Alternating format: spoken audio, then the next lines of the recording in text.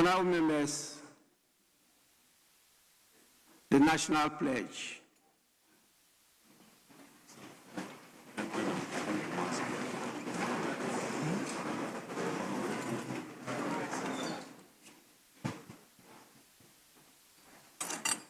I promise on my honor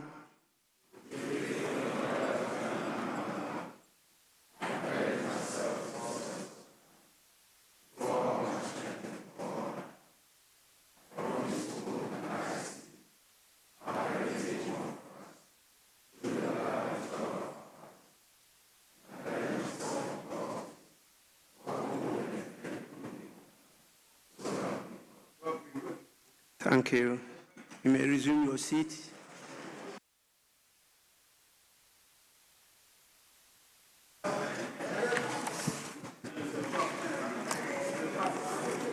Honorable members,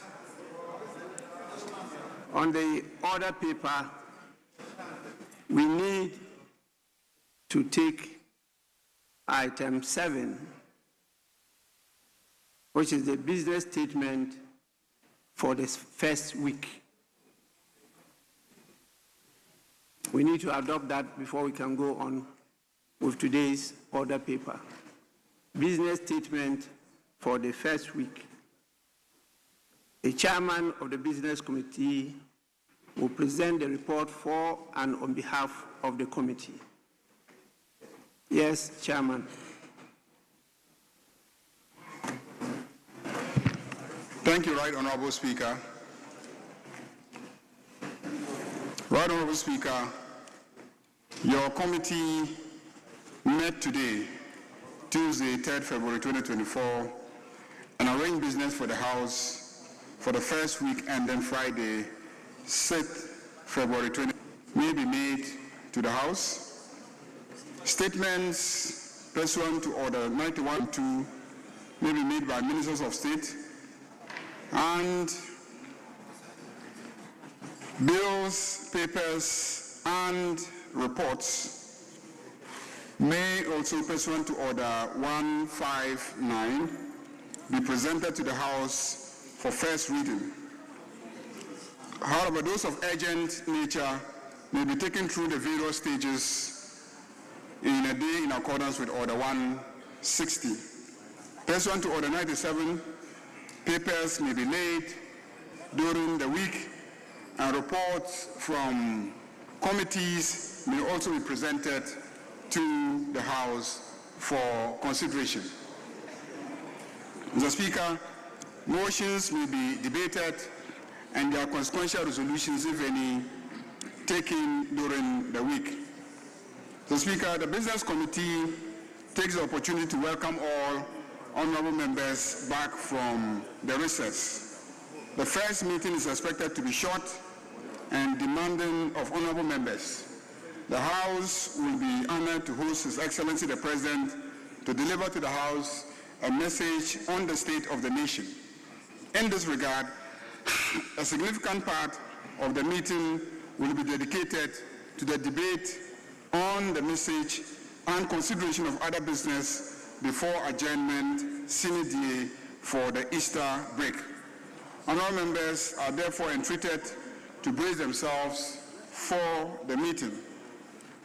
Mr. Speaker, the Business Committee, cognizant of the number of referrals pending before committees, urges all committees to prioritize consideration of the referrals and promptly report to the House during the meeting in accordance with Order 2674.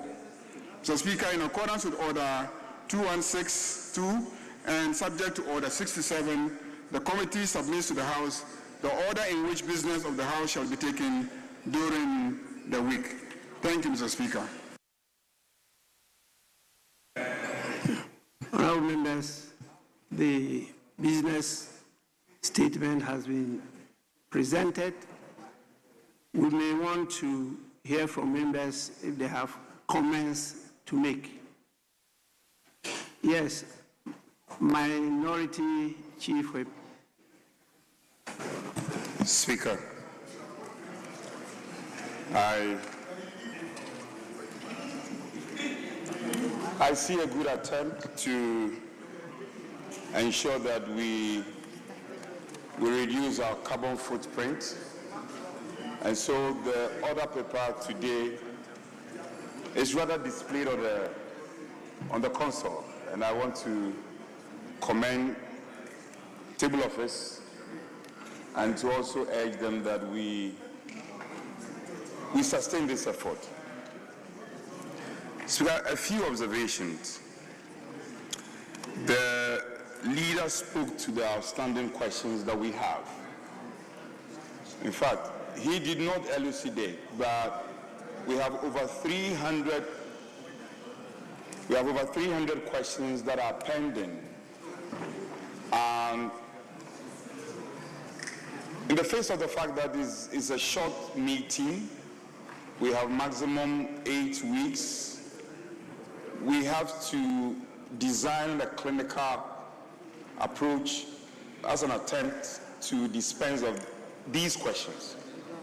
And I see my good friend, the Lands Minister, is smiling, which is an indication that he will be coming to answer all his questions.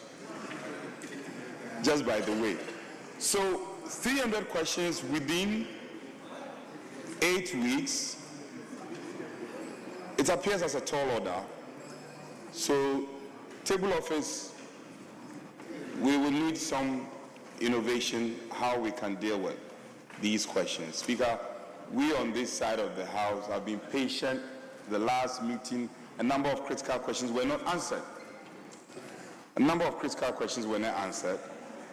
Because as at the time we had decided to dispense of these questions in whole, then we had the budget and estimates were being considered. So we all compromised in the spirit of ensuring that we are able to dispense of business. So, Leader, we must insist on these questions. On a lighter note, at Business Committee today, you have said that we could approach it through a win-win. Obviously, you said it on a lighter note. The orders do not allow you that. So the questions will have to be answered. How do we deal with it? Speaker, instances where the sector ministers cannot appear, the deputies must be made to come and answer these questions. So the writing of letters to say that the ministers are out of jurisdiction, they are unavoidably absent, must end. These 8 weeks, let's get clinical, let's get effective, and let's deal with these over 300 questions that are outstanding. A champion is looking, you are staring at me. You are the deputy whip. Make sure the ministers come. If they cannot come, the deputies must be here. Speaker, 8 weeks. So, the last meeting, a number of our bills, for want of better expression, we're rushing a number of the bills. Yes, Chief Whip, I have your attention. We're rushing a number of them. So, if, as we know ahead of time, that is 8 weeks, if we are going to have extended sitting, let's factor extended sitting ab initio, so that we don't wait 5 days to adjournment. Then you say we should have extended sitting, and we end up punishing ourselves unnecessarily.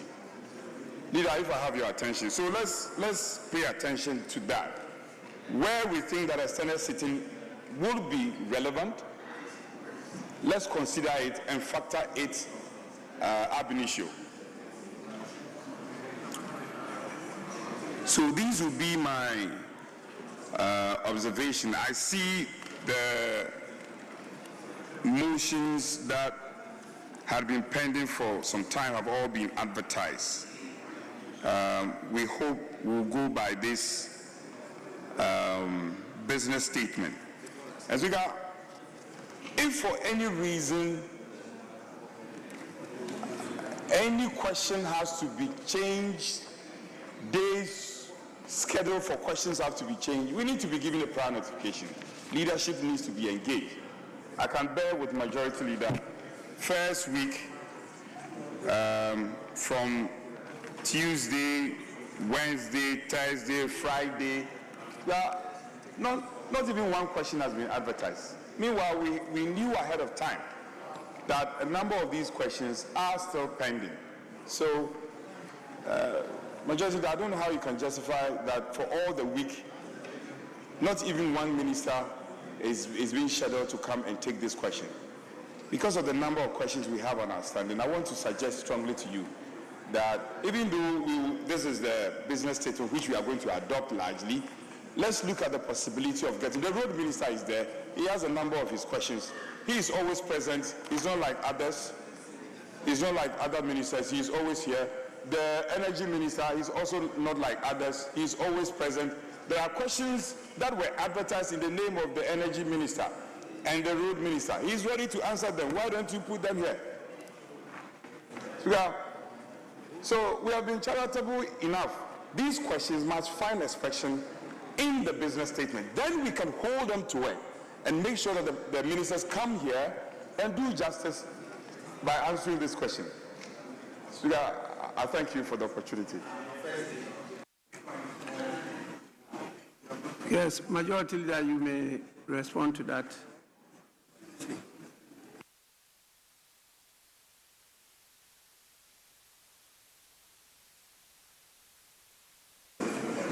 Right, Honorable Speaker. I think the Honorable Minority Chief Whip was at Business Committee meeting, and indeed we discussed all the issues that he has repeated here. And I had given him every assurance that we are going to engage the ministers and ensure that as much as possible we are able to have them in the House to answer as many questions as possible. But in addition, at Business Committee meeting, I did indicate that we will engage your good self, Right Honorable Speaker, and your deputies so that we can have some understanding regarding questions that will allow supplementaries, how long questions should last, how long answers should last, how many questions each member should be allowed to ask in every meeting, so that we can manage the time very efficiently. So all those were discussed at Business Committee meeting. And also, we urge the various committee chairpersons to whom bills have been referred to make sure that they report back to this House early enough for us to take those bills through consideration stage and not to wait until in the dying days of a meeting. Then they will be putting pressure on honorable colleagues to have to stay late into the night to work on those bills. And so we'll be pushing the various chairpersons to work on bills referred to them expeditiously and bring it back to this House. And I've started insisting and demanding that all chairpersons who have had bills pending before them, before we went on recess, must immediately bring them the report at least for us to debate, and then we take the bills through the consideration stage. That's the only way that we can ensure that some bills don't get taken in the dying days of a meeting, and then we'll all be having to sit here till late in the night. I can assure you that all ministers who have to be in this House are punctual. They attend. Sometimes the reason why you don't see ministers is that sometimes they come here waiting for us to start. I know, for instance, the finance minister was here around 12. He sat and waited. We've only started after 3 hours. And so he had to leave. And it's same with a lot of ministers. So let's also try and be punctual. Speaker was ready. The reason why Speaker didn't start sitting is because our friends opposite decided that they will go and visit the new flag bearer at a time when at a time when this house is supposed to be sitting, and after you have done that, then you come and raise issues about times that we start proceedings.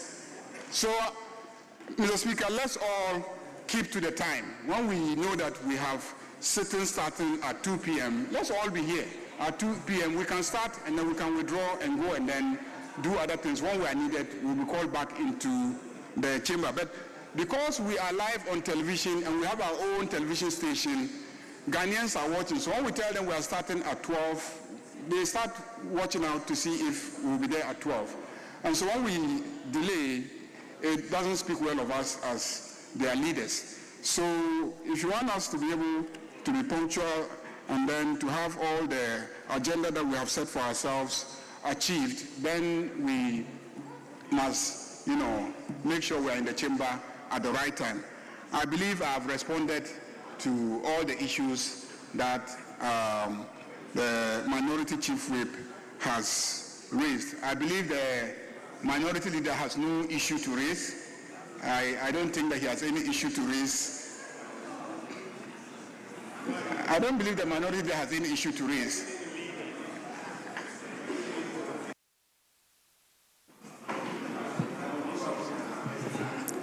Honourable members, the issue of time management is key, and we are going to stick to that in this meeting and thereafter.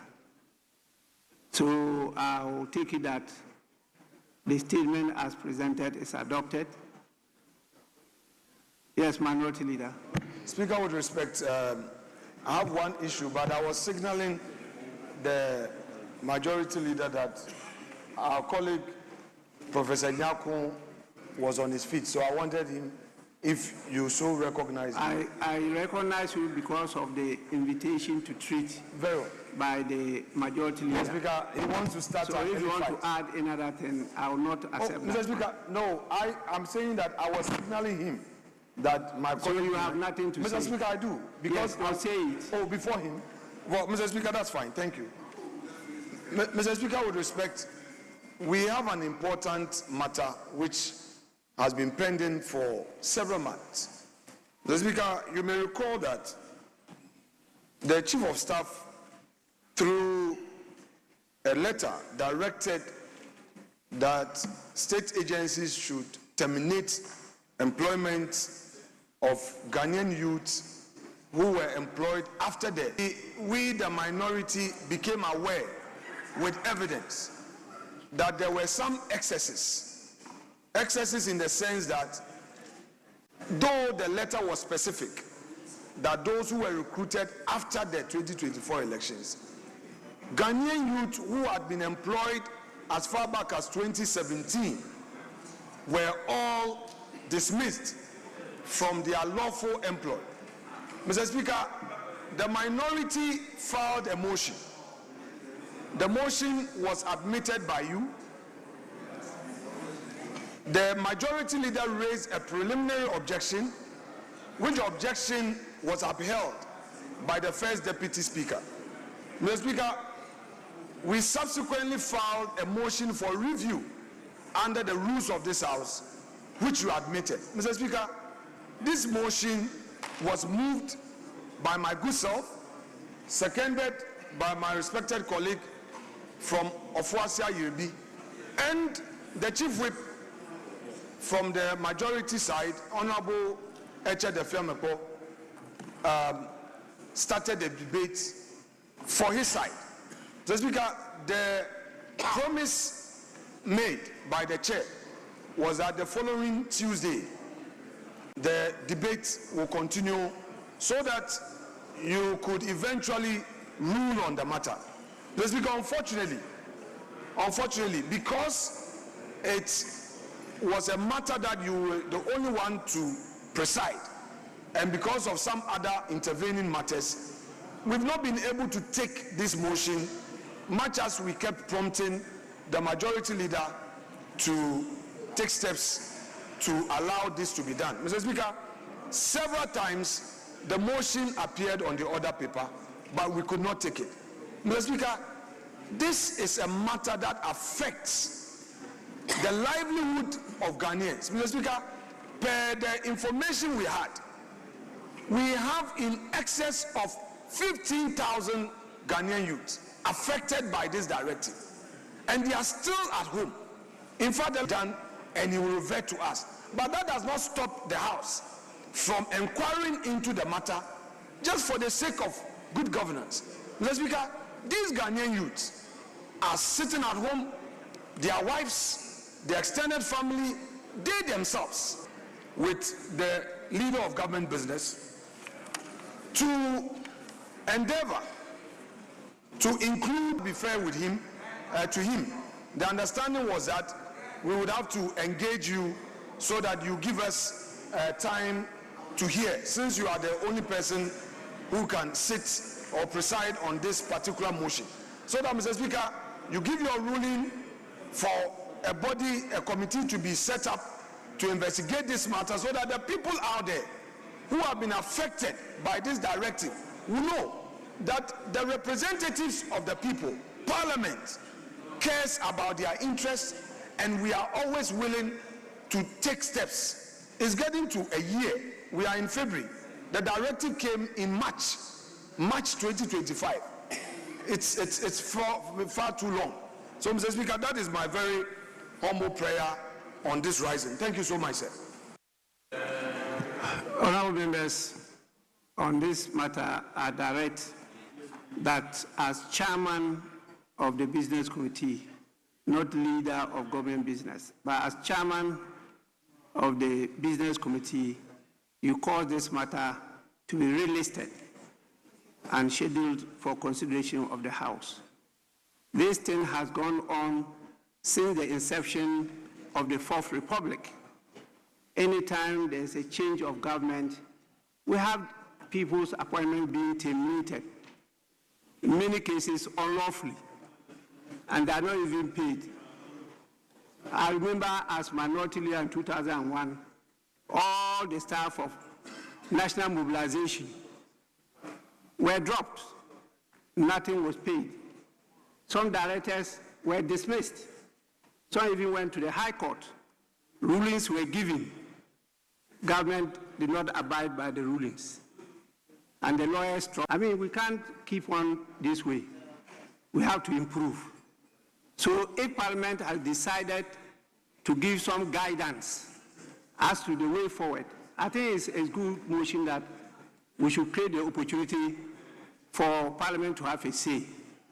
So please take this directive as urgent and make sure that this motion be relisted for the consideration of the House.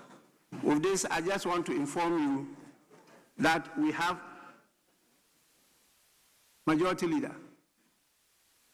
Yes, Mr. Speaker. Time management. Yes, Mr. Speaker. Yes. He hasn't given the full facts. The objection that was raised in this House was based on the fact that the matter was pending in court. Yes. That was the objection that was raised. And the first Deputy Speaker ruled that to the extent that somebody had gone to seek constitutional enforcement of the rights of those people, it won't be appropriate for us as a Parliament to inquire into the matter. That was the objection. So, Mr. Speaker, these are the facts. These are the facts based on which the objection was taken. So, your deputy ruled based on the debate, in addition to the basis on which the first deputy, upheld my objection, and then you will take a decision. We have no problem. We're ready, except that when one of the parties has gone to court and the matter is in court, and then you say the Parliament should inquire into the same matter. And I said it will prejudice the outcome. And our rules are clear on that. So why don't we wait for them to litigate the matter in court and let us know the outcome. You are talking about some 200, 300. Who are they? Have you got their list? When you file the motion, did you attach their names? Do you have specific people, specific organizations, and etc.? You just don't get up and then say things without any evidence. Yes, some people who were dismissed raise issues, but the law is there. If you feel you were unfairly dismissed, you can go to court. I know somebody in this chamber who was touting the NDC members, saying that he will see if NDC will be able to use protocol to recruit their party members into the agencies. Yes. And boasting about how they had done that. They had used protocol and they had populated all the agencies with their party boys. And they were waiting to see how the NDC is going to do that. This was public. It wasn't private. This was public. The videos are all over. The videos are all over. This is how some of those who got into the agencies. They did not get there on merit. Procedures were not complied with. There was no fairness. This is what happened. And I recall that I was a member of the Trika. Please, I've heard you. We would rather take your first point. And for this second one, you are just speaking in favor of what I said. That is something that we need to look into and then guide future governments. But you raised a first preliminary issue that it was based on the rules of the House, that the First Deputy Speaker made his place his decision on and gave the directive. First Deputy Speaker, will you confirm this before I can come to Minority Leader? Yes. Right Honorable Speaker, it is very true that I base my decision on the fact that the matter was pending in court. Right Honorable Speaker, one of to the Supreme Court, and at the time that the application was made, his case was pending before the Supreme Court. So to constitute a committee to investigate whilst the matter is pending squarely before the Supreme Court will offend our rules. So, Right Honorable Speaker, on the basis of that, I ruled and gave in the appropriate directives. Honorable Eko Asafua, or the Minority Leader, is the case still in court? Mr. Speaker, with respect, this is a house of rules. The majority leader, through the ruling of the First Deputy Speaker was challenged under Order 127 of our rules. We attached the ruling and stated the full facts of the case and filed this before you. Mr. Speaker, what the issue is simply that you admitted the grounds of our appeal. You admitted our motion for review. And in fact, we have actually moved our review application. I moved the review application. Honorable Member for Fuasa Yebi seconded the review application, and Honorable Defia Mapo started the debate, had a 25-minute submission at the dispatch box. His boss was not there on this side. So, Mr. Speaker, all we are saying is that let us continue the debate. All this thing that he's saying, there was a ruling, we've moved past that. If a body of first instance makes a determination and a plaintiff and opens the case up, you don't go back and say that there was a ruling. We've moved past that. We've moved the motion. It's been seconded, And you, the majority, you have submitted strong points in opposing our application. What we, Mr. Speaker, is saying is that let us relist it because the motion has been pending. We need to continue the debate. Then he makes a determination. That's what Mr. Speaker is saying. But where you are taking us back to, Mr. Speaker, is just to confuse everybody. We've moved past that. We've moved past that. Again, Mr. Speaker, our friends on the other side are not coming from a principled angle. The same argument. Mr. Speaker, we relied, the minority relied on the first deputy speaker's ruling in the matter of Justice Arabe Sabatu-Tokonu.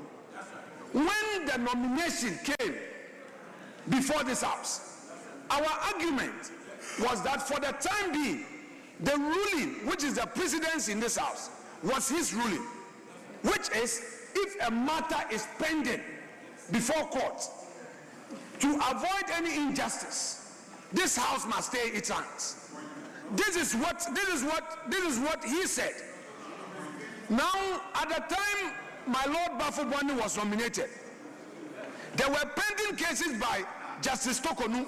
Two, the issues that can you be tolerant?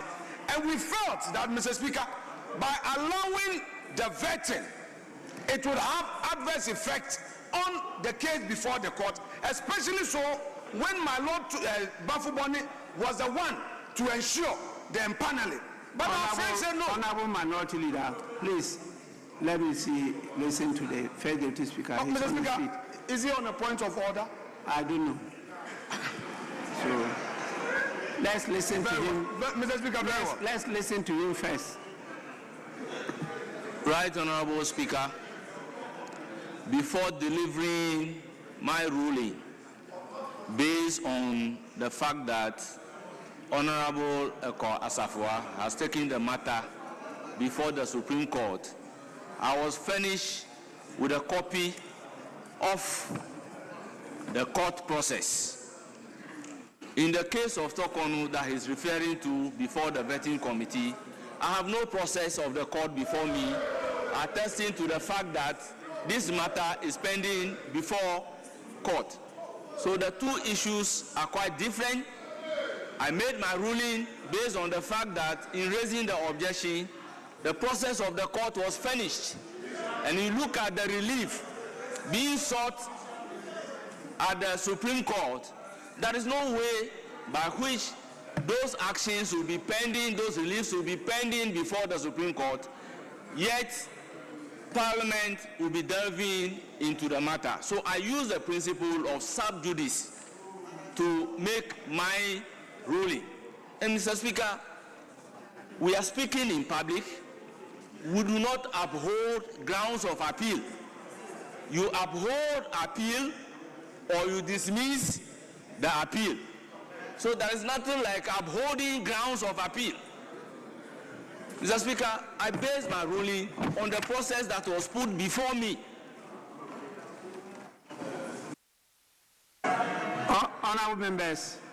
Honorable members, please, let's go back and refresh our memories.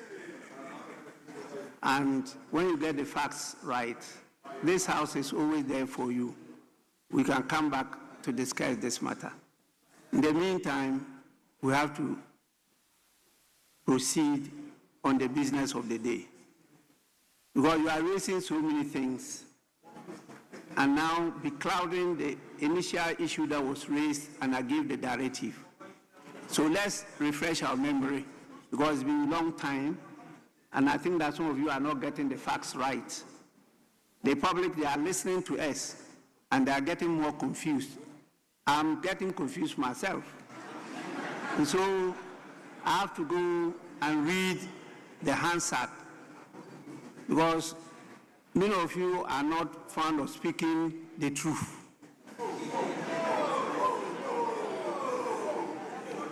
Well, one of the things I hate in life is to tell lies. I'm being truthful and factual. we can audit the Hansard. And you see that I'm on all fours on this matter. Please. When they want to raise the issue, you say, oh, it's politics. I see politics is about speaking on truths. So please, let's go and refresh our memory on this matter. In the meantime, the business statement as presented is adopted. We have before us some students from some educational institutions visiting us, I believe, for the first time. We have students from the University of Cape Coast. These are students studying international relations, and they are being led by one of their lecturers by name Dr. Solomon Sika Bright. Sika, am I right? Is it Sika?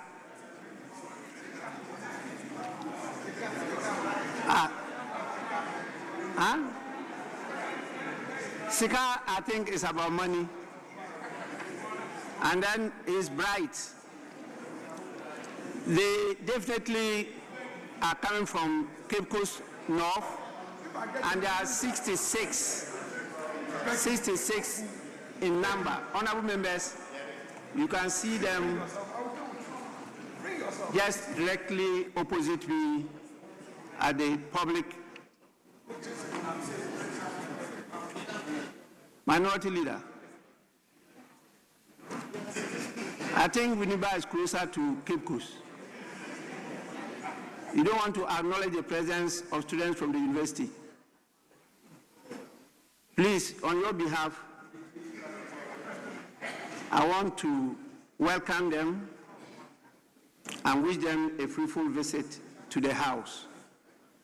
We have our staff that are ready to take you through some of the preliminaries of parliamentary work. So you are welcome, particularly the fact that you are studying international relations.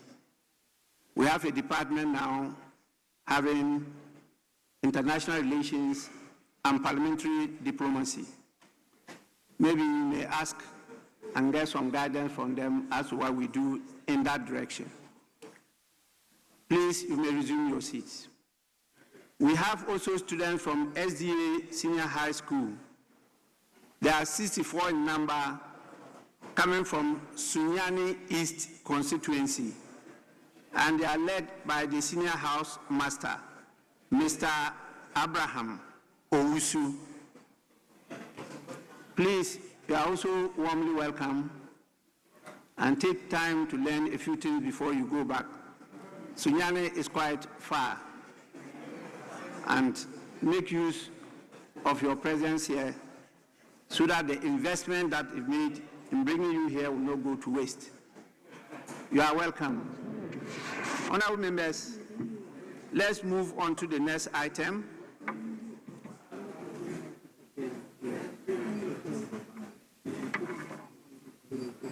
And I want to welcome you.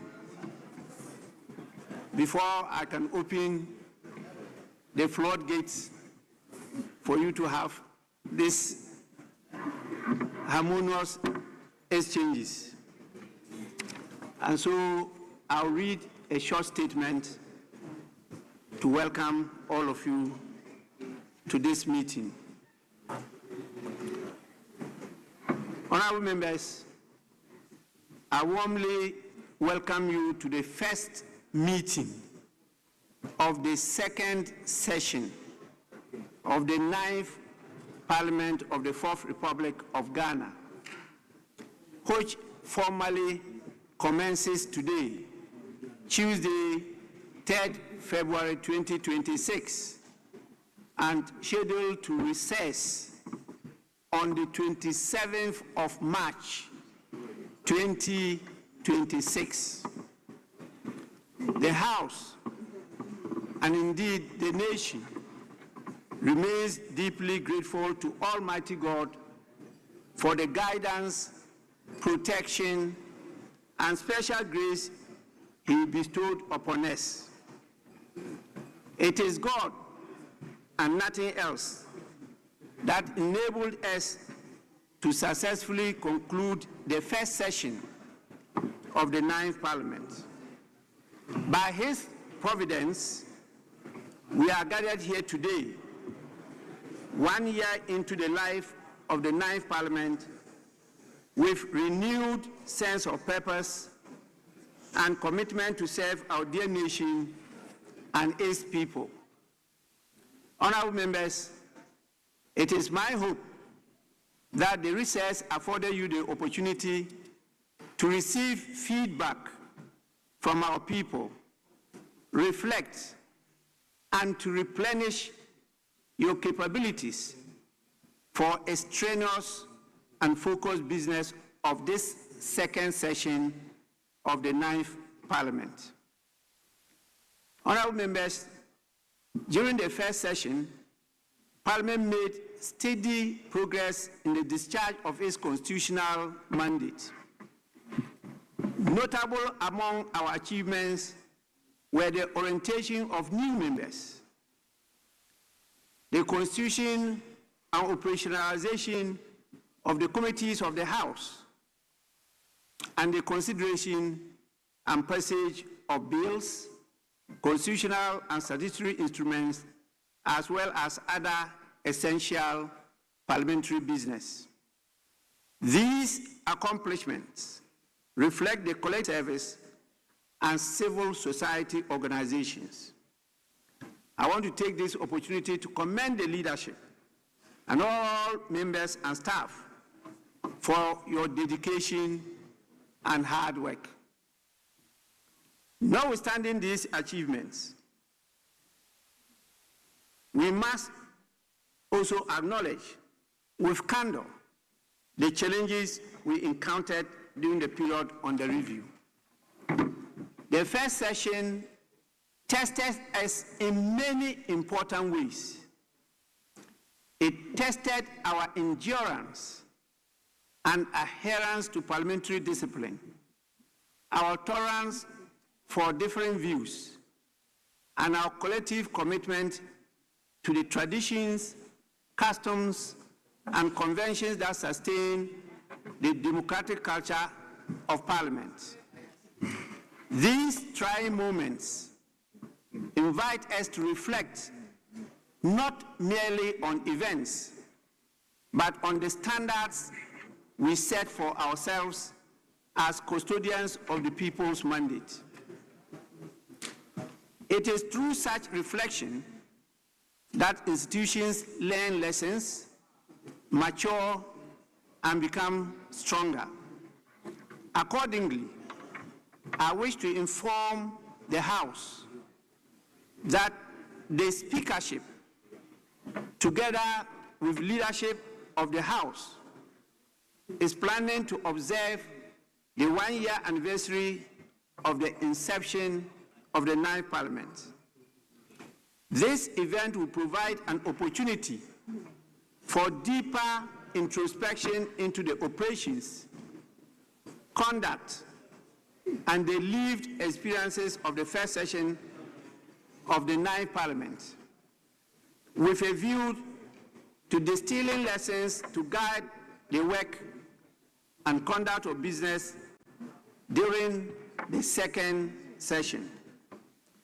The date for this observance and the detailed program outline will be communicated to honorable members and the public in due course. Let me underline, honorable members, that this occasion will be institutionalized at the commencement of each session to serve as a means of taking stock of the conduct and performance of Parliament during the preceding session and to enable us to take measures to guard proceedings in the session that follows. The past year was also marked by moments of deep sorrow and grief for the entire nation. This House was affected. The House lost 3 distinguished colleagues.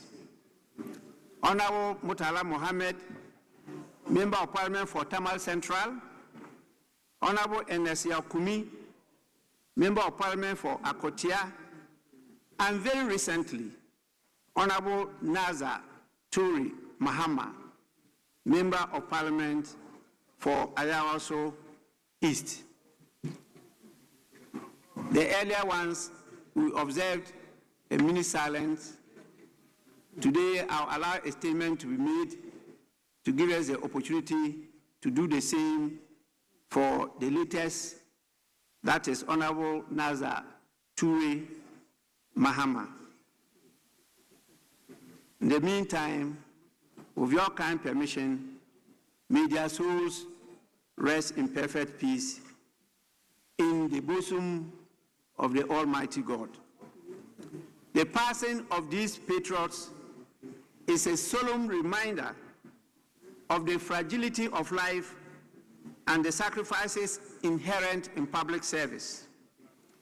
Their departure therefore calls upon us to uphold compassion, solidarity, mutual support, and love for one another, even as we engage in robust debate to make our lives in this world a better experience.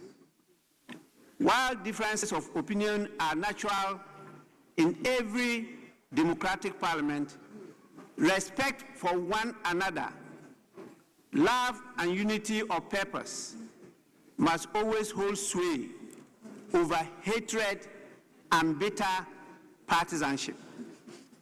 Honorable members, the second session, and particularly this meeting, presents us with a demanding legislative and oversight agenda. By the provisions of Order 47 of the Standing Orders of Parliament, the Clerk to Parliament is enjoined to send to each member a copy of the agenda of the meeting. This meeting offers us a renewed opportunity to strengthen cooperation, build consensus on matters of national importance, restore and sustain public trust and confidence in Parliament through disciplined, transparent, and accountable conduct. It is my hope that honorable members will rise above partisanship when circumstances require us to do so. We should uphold the dignity of this House and work collectively to advance national development and improve the lives of our people. With these words, I wish all members a peaceful, productive, and purposeful deliberations during this meeting. We have a blessed Parliament and a blessed country. Let us cherish and preserve them. I thank you all for your attention. I will now give opportunity to your leaders to also say a few words of welcome to all of you, starting with the minority leader.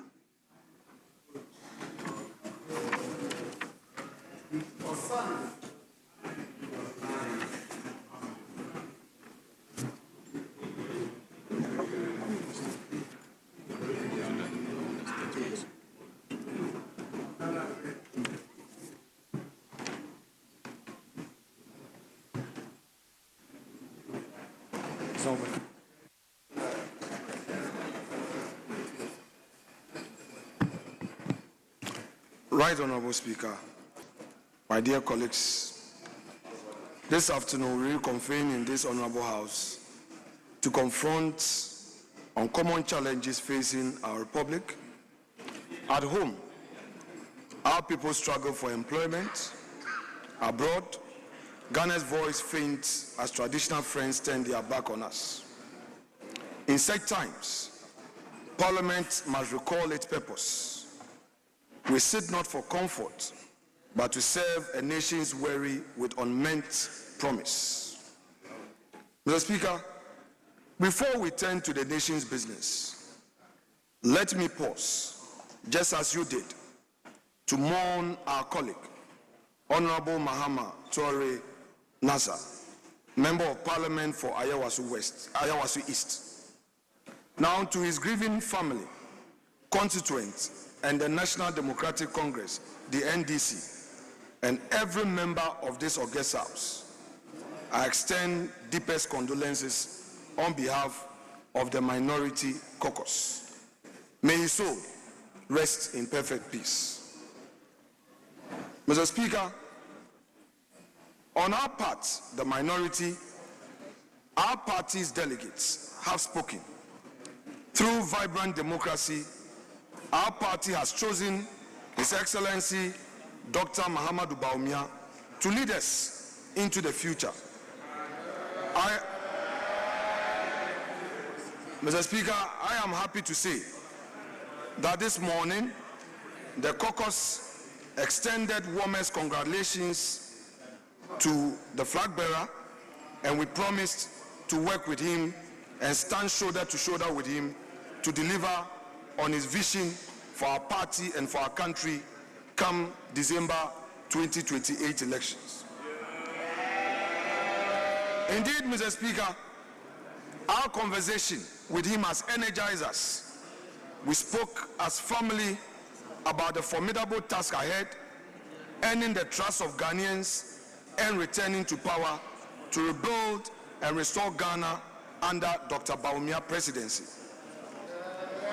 Mr. Speaker, let me take this opportunity to say to our distinguished sons of our party, Honorable Kennedy Japan, Honorable Dr. Brian Achampong, Honorable Dr. Yao Osei Educhum, and Engineer Kwabna Ejei Japan, we offer a brotherly salute. The contest is over, collaboration begins. And our work in this very chamber requires us to be rigorous. It simply means that collective good of our country and party must be the overriding objective. And we also thank the National Democratic Congress for the statement they issued, and ours start this very hour.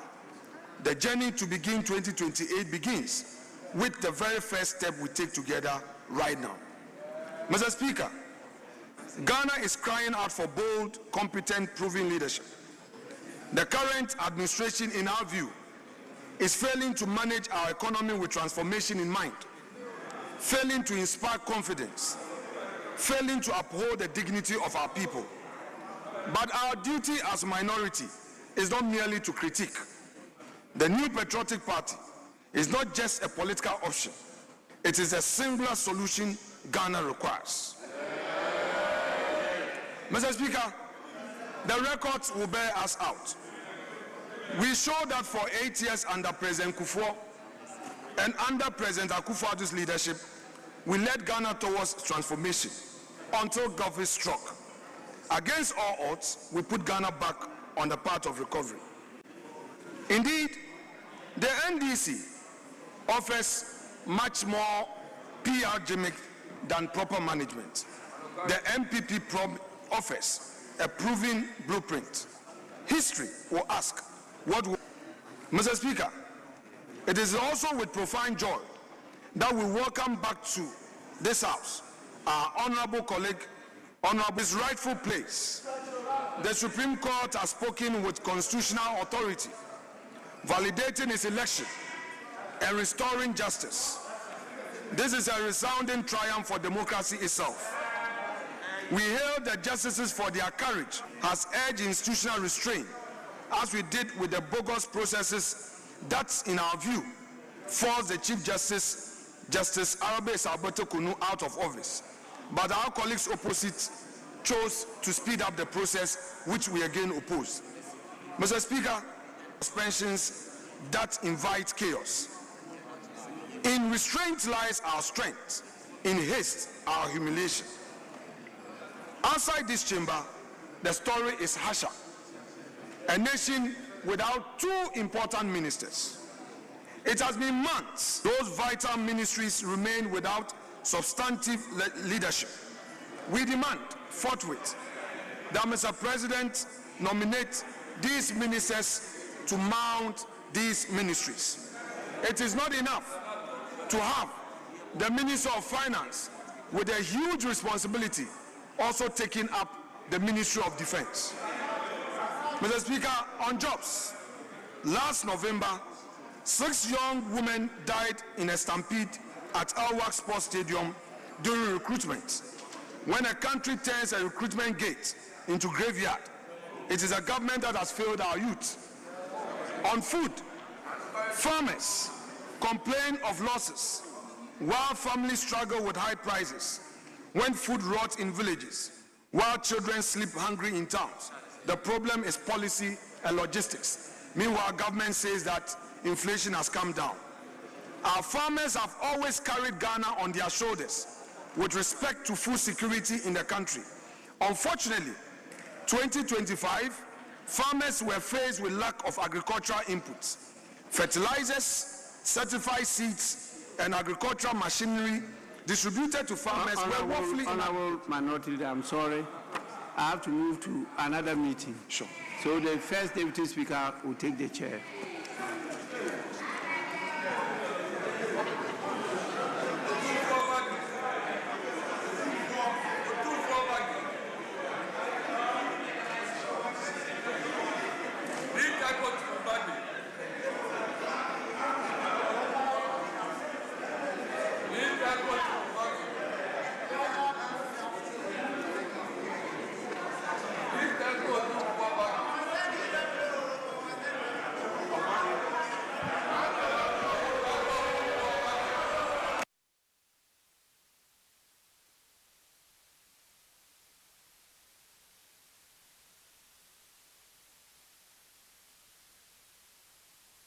Mr. Speaker, I'll take it again.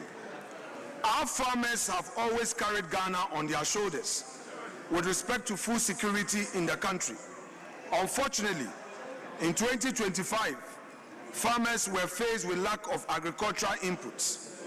Fertilizers, certified seeds, and agricultural machinery distributed to farmers were woefully inadequate. The food glut challenge we witnessed in 2025 must also be properly addressed.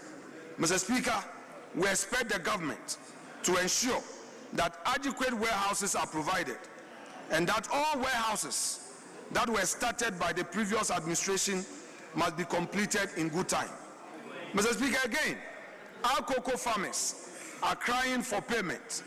We hereby urge the Ministry of Agric and the Ministry of Finance to take steps to ensure that our hard-working cocoa farmers are paid for all supplies that they make to Cocoa Board.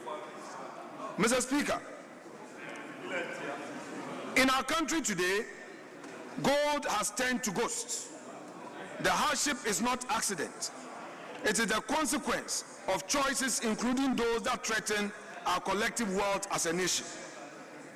During the recess, not one but two distinct gold scandals rocked the very foundations of our economy, revealing a pattern of staggering incompetence and catastrophic failure. First, Mr. Speaker, we confronted the missing millions. The IMF published a report and flagged a 240 million losses through the third quarter 2025 from Gold for Reserves program. These were not hypothetical risks. These were realized losses, lost to trading shortfalls and questionable fees. This sum is not an abstraction. It is classrooms never built, hospital equipment never procured, farm input never graded. It is the future of our nation sacrificed on the altar of opaque and reckless financial engineering. But this situation did not end with the missing money. It escalated to vanishing gold itself. Official Bank of Ghana data confirms a collapse to so severe that it defies belief. Our gold reserves, which stood at 37.1 tons in September 2025, plunged by nearly 50% to near 18.6 tons by December. In just 3 months, we witnessed the utter evaporation of prior gains, financial phantom event that has left our national balance sheet dangerously exposed. The connection between these two catastrophes is not incidental. It is a causal and speaks to profound moral failure. On one hand, this government has proven utterly incompetent in combating the scourge of illegal mining. Galamsey prevention and the fight against Galamsey has been abandoned. It has allowed Galamsey to flourish unchecked, devastating our forests, poisoning our rivers, and destroying the livelihood of our farmers. And for what purpose? The evidence suggests a desperate, cynical strategy to source gold from these very destructive channels in a frantic bid to prop up Ghana cedi through these reserve programs. Mr. Speaker, we, the minority, state without equivocation that this is a policy of national self-sabotage. I repeat, the gold reserve policy that government has introduced, to the extent that government is not taking steps to ensure full enforcement of anti-Galamsey operations, we say for the record that it's a policy of national self-sabotage. We are monetizing the destruction of our environment and the theft of our future to feed failing financial scheme. And as the data now proves, that scheme itself has backfired catastrophically. The gold bought at such great costs to our environment has seemingly vanished, and the money allocated to secure it has evaporated.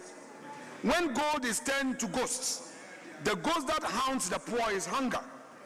When reserves disappear in millions and they vanish, and we are told that they are rather diversifying, the trust of the people dissolves into dust.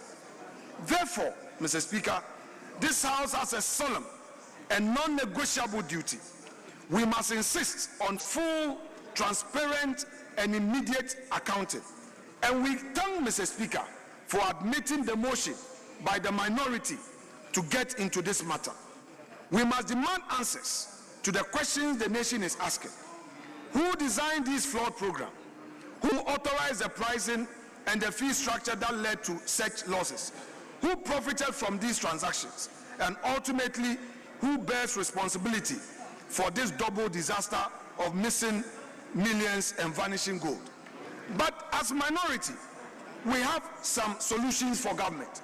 If indeed government believes that this is a policy worth considering, then it must provide for the cost of enforcing this policy, and this must come to Parliament for the people's representatives to interrogate it. If Parliament does not have the courage to follow the gold, to trace every transaction, to demand every document, then we would have lost far more than the money. We would have surrendered our moral compass and betrayed the sacred trust placed in us by the people of Ghana. Mr. Speaker, as we are at management in the country and at home, the world changes without us. The United States announced an indefinite pause in immigrant visa processing for Ghanaians. The message is unmistakable.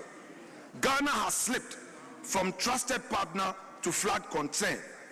Our foreign ministries, our foreign policy, the inconsistency there too, the adversarial posture has replaced professional diplomacy with domestic theater. When our foreign ministry treats international partners as props for local politics, ordinary Ghanaians become collateral damage. The ultimate answer is not simply to lobby foreign embassies. It is to build Ghana worth staying in. A serious nation does not treat its people as exports. Mr. Speaker, reports show a worrying spike in assault on journalists. A state that cannot protect the pen will soon find it cannot protect the ballot box. Attacks make headlines, then files gather dust while impunity gains confidence. Violence against journalists is an attack on Parliament itself, because it is the media that carries our debate to the people we represent. Mr. Speaker, the minority in this meeting shall pursue vigorous accountability. And this is what we are going to do. Accountability will not just be a slogan. It is going to be our shadow. The minority would formally move for targeted parliamentary inquiries on the following. 1, the helicopter disaster. 2, the Elwak tragedy. 3, the gold reserve losses. 4, the violence against journalists. 5, the abuse associated with bail conditions by certain investigative agencies of state, the U.S. visa ban, and not the least, the unlawful dismissal of Ghanaian youth. We will not accept indefinite delay. Accountability without a calendar is merely public relations. Mr. Speaker, Ghanaian people are tired of speeches and rhetorics of the ruling government. They want their living standard to improve. They are concerned about utility prices. Electricity tariffs have shot up, but we are ready to be fair. Opposition is not to sabotage.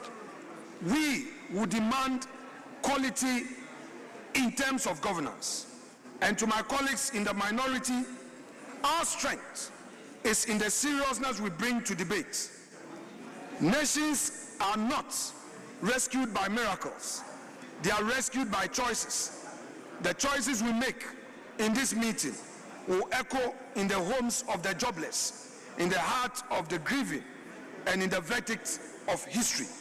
Let us rise to the occasion and let us demonstrate that we are formidable and that we are not just opposing. Wish all of us a successful deliberation. Thank you so much.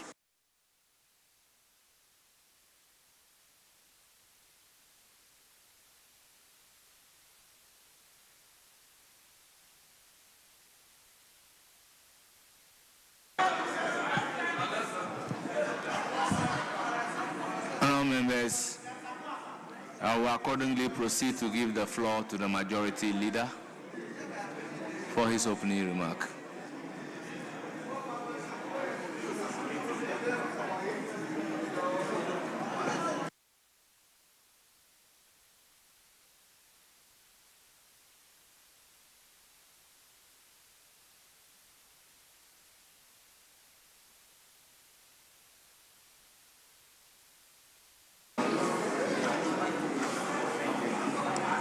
Honorable colleagues, Right Honorable Speaker,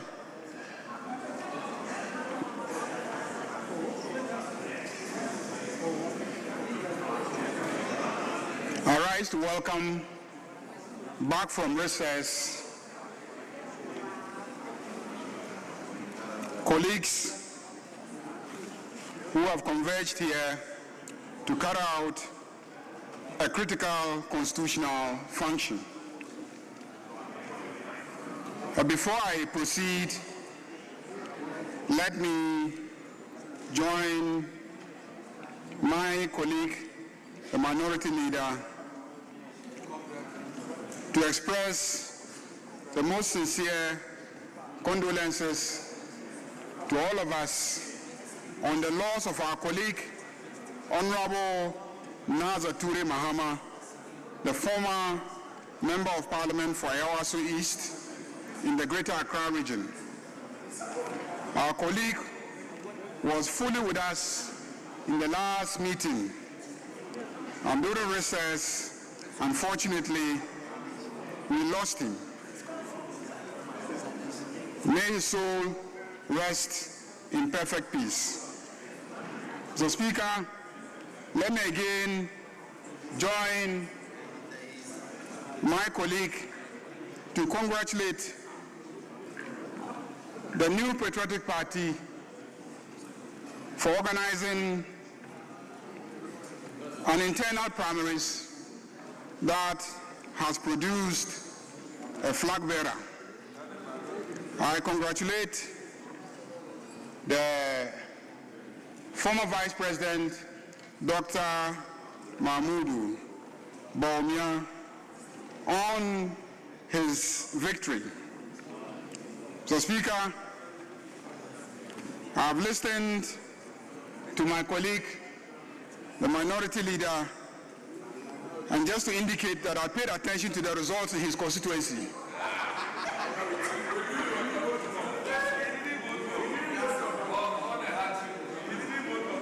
Honorable Kennedy got 644 votes.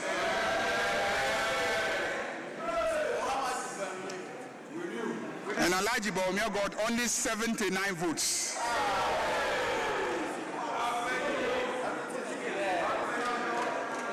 In the constituency of the Minority Leader.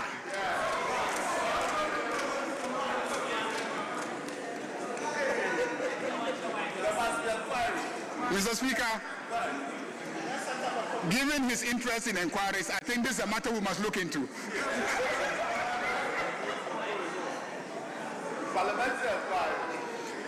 Mr. Speaker, this House reconvenes at a time when the Ghanaian economy has regained stability after a period of severe distress. Mr. Speaker, I just listened to my colleague, the Minority Leader, speak extensively about the Ghana Gold Board and the loss that is reported to have occurred. Mr. Speaker, what I hear, what is being reported, is that 2.4 billion Ghana cedis, equivalent to 214 million United States dollars, may have been lost. Mr. Speaker, they are not asking the question, what has been gained?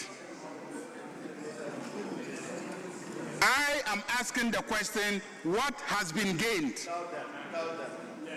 Mr. Speaker, the statistics show that in 2024, gold from artisanal small-scale mining sold to the state was 63.6 tons in 2024. In 2025, as a result of the activities of the Gold Board, gold sold to the state from artisanal miners jumped to 103 tons. From 63.6 tons to 103 tons. A jump of 39 tons. Mr. Speaker, the value of 1 ton of gold is 96.5 million United States dollars. The value of 1 ton is 96.5 million United States dollars. So 39 tons added by Gold Board gives us 3.8 billion United States dollars. Mr. Speaker, so if we lost 214 million United States dollars and gained 3.8 billion United States dollars, please do the mathematics. Please do the mathematics. Why would this House waste its precious time interrogating and investigating such a gargantuan gain to the Republic of Ghana? Simple mathematics. This is not Fufusu Primary School mathematics. Mr. Speaker, there's nothing to investigate. We should be commending the Ghana Gold Board policy for the enormous gain that this republic has made from the implementation of the policy. When this parliament commenced at levels, eroded confidence and constrained fiscal space. The decisions before us were difficult but necessary. Today, inflation has fallen to single digits. Interest rates are easing. The national currency has stabilized, and debt indicators are improving. These outcomes reflect disciplined policy choices, strong institutional coordination, and importantly, the robust oversight, scrutiny, and approvals exercised by this House in fulfillment of our constitutional mandate. Right Honourable Speaker, Parliament is not an appendage of the executive. We are an independent arm of government entrusted by the people of Ghana to approve, amend, reject, and hold the executive to account. In performing this duty, Parliament has acted in the national interest, balancing economic necessity with social responsibility and ensuring transparency, accountability, and respect for democratic process. Right Honourable Speaker, as we begin this new session, our task must now evolve. Economic stabilization, while necessary, is not sufficient. The responsibility before this House is to support legislation and policies that convert stability into growth, growth into jobs, and jobs into improved living standards for our people.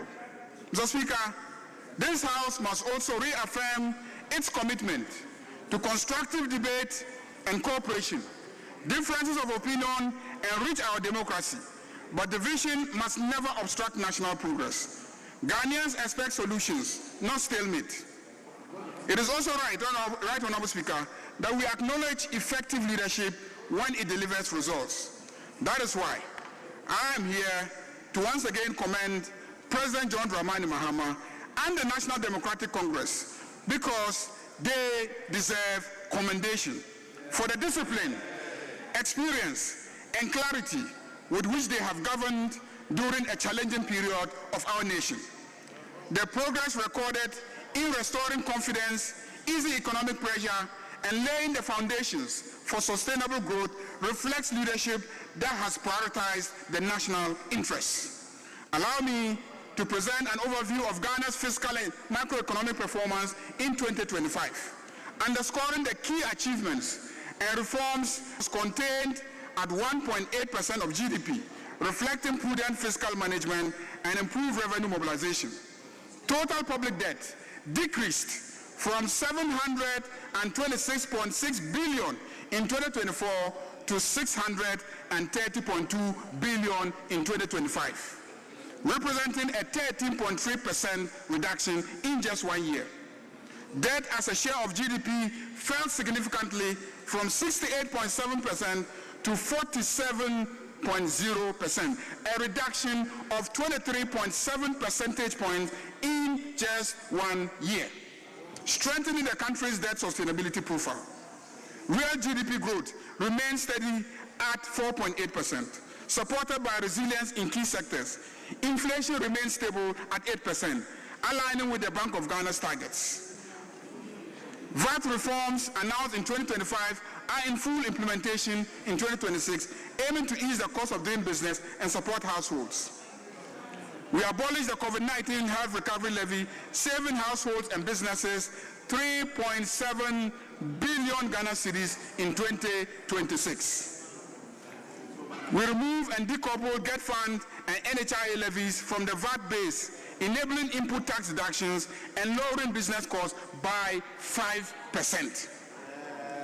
We abolish VAT on recognizance and prospecting of minerals, reduce the effective VAT rate from 21.9% to 20%, increase the VAT registration threshold from 200,000 to 750,000. Mr. Speaker, we extended the VAT zero rating on locally manufactured textiles to 2028. We recapitalized ADB and CBG with 1 billion Ghana cedis, strengthening the financial sector, making it stable, supporting credit flows to households and businesses.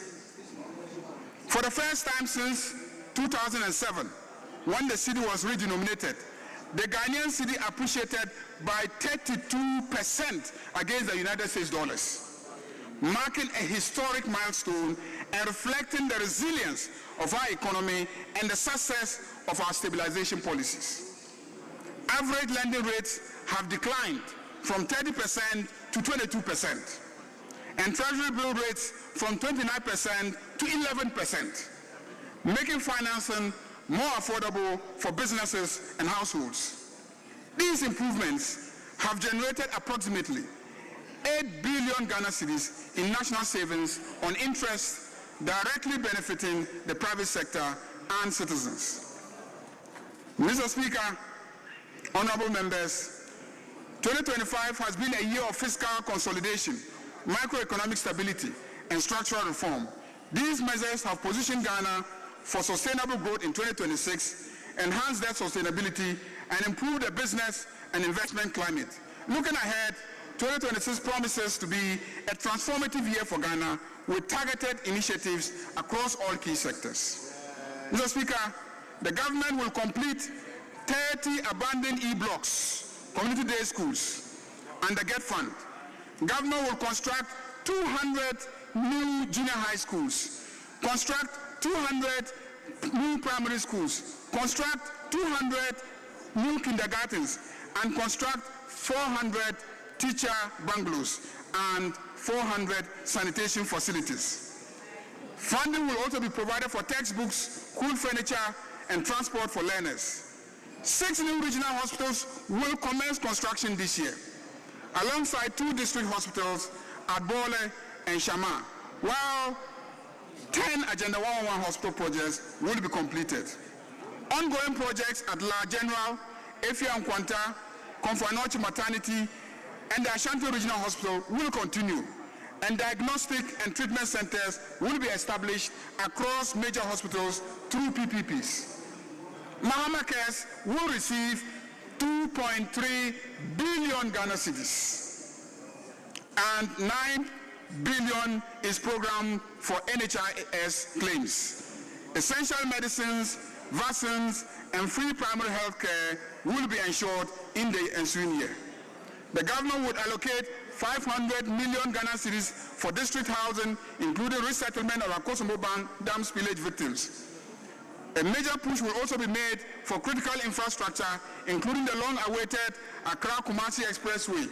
Additionally, 200 million is earmarked for mini stadia. 1.1 billion will support LEAP, 401 million for women-owned SMEs through the Women's Development Bank, 170 million for the National Apprenticeship Program, and 169 million for BEC registration, 474 million for nursing trainee allowances, and 292 million for free sanitary pads for girls. The National Theatre in Accra will be rehabilitated, and the second theatre will be developed in Kumasi.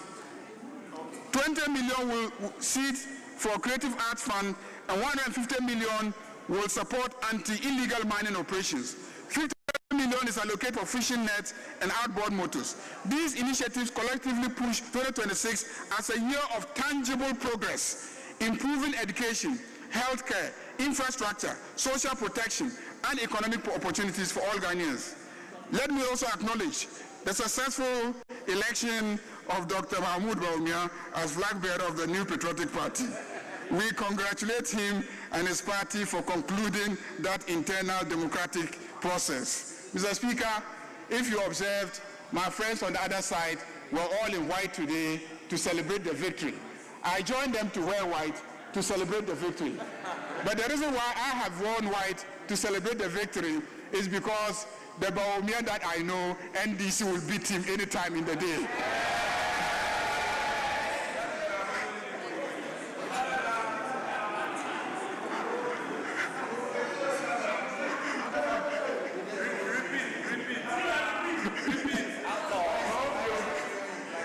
I say I am wearing white to join the MPP in the chamber to celebrate, because the Bawumia that I know, NDC can beat him any day.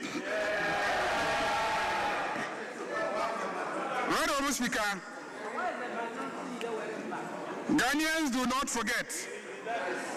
Ghanaians do not forget. This is not a new beginning. It is a repackaging of the same administration, the same economic ideas, and the same record that puts this nation to the edge. You cannot rewrite recent history, and you cannot rebrand responsibility away. Ghanaians will judge not by new faces or fine words, but by lived experience, credibility, and results. And they lived the experience of Bawumia as a vice president, and the credibility of MPP under Bawumia, and the results of the Bawumia economic management. Right, Honorable Speaker, the foundations of recovery have been laid. The responsibility before us now is to consolidate these gains and accelerate Ghana's journey towards sustainable growth and shared prosperity. We will be considering the following sector-related legislation. We will continue with the Ghana Cocoa Board Amendment Bill, the Ghana Investment Promotion Authority Bill, the Ghana Deposit Protection Amendment Bill will all be taken. Mr. Speaker, the Exemptions Amendment Bill will also be taken. There will be an Income Tax Amendment Bill. Then there will be Extractive Industries Fiscal Reforms Bill. We will have a rent bill coming from the Ministry of Works and Housing. And then there are riparian buffer zones regulations. Mr. Speaker, we will also have legislation from the Ministry of Education to deal with the College of Education, and then also to establish the Ghana Book Development Council. Mr. Speaker, we also will have the Environmental Protection Carbon Market Regulations 2026, the Basic Ionizing Radiation Control Regulations, the Integrated Management Systems Regulations, the Emergency Preparedness and Response Regulations, the Design of Nuclear Installation Regulations, the Review and Amendment of the Biosafety Act. Mr. Speaker, the Energy Ministry will bring new legislative proposals for the Nuclear Power Corporation, that's the Nuclear Power Corporation Bill, the Renewable Energy Authority Bill, and then the Transport Minister will also bring the Road Traffic Amendment Regulations to deal with the issues of discipline among Okada riders. The NPA Act is also going to be revised. There will be a legislation on Ghana Banking Services Agency Bill. Mr. Speaker, we will also have a new comprehensive revision of our minerals and mining legislation in the form of a new minerals and mining bill. The Ghana Geological Survey Authority regulations will come. The minerals and mining regulations will also come. The wildlife resources mining regulations, the Survey Council bill will all be presented to us. The Energy Ministry has a lot, including renegotiated power purchase agreements that will be brought to us for us to consider, and other major projects in the sector that we will be required to approve as Parliament. Mr. Speaker, the local government will also bring a local governance university bill, and then we will have a University for Local Governance and Development bill will be brought.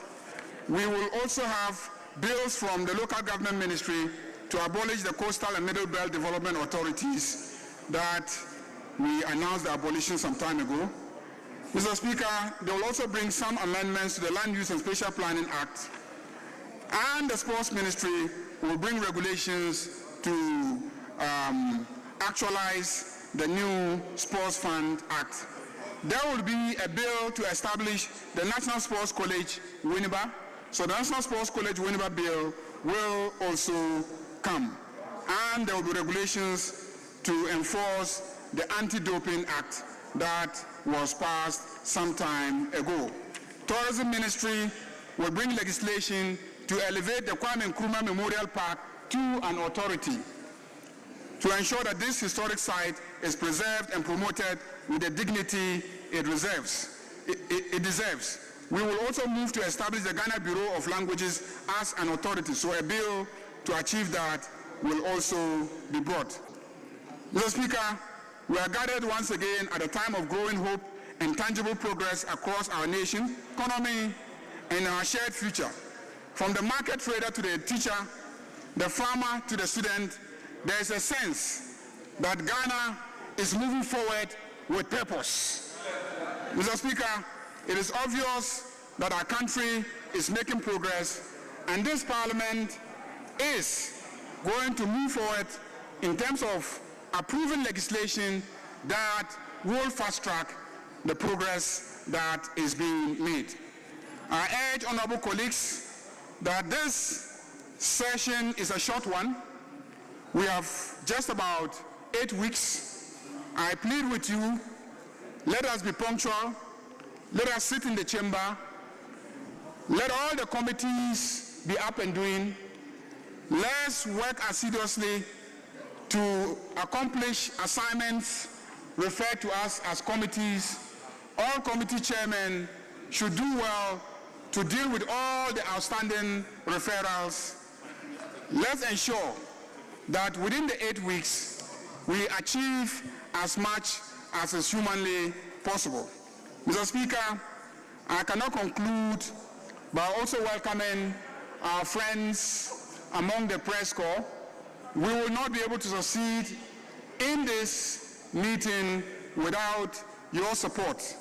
We will also welcome the parliamentary staff, many of whom, even during the recess, sacrifice precious time to work with certain committees, including the Public Accounts Committee. I know the Security Intelligence Agency committees. I also know that the Constitutional, Legal, and Parliamentary Affairs committees and others were all busy working on bills that were referred to them during the recess. I want to welcome all our staff who have always supported us to succeed as a parliament, and to assure them that we will work together and ensure that this meeting is an action-packed meeting. This meeting is a successful meeting, and this meeting achieves a lot for the people of Ghana. I thank you very much, and I welcome all of you.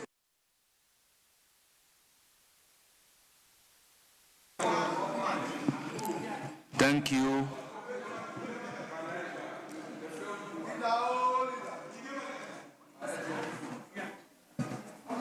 Thank you, leaders.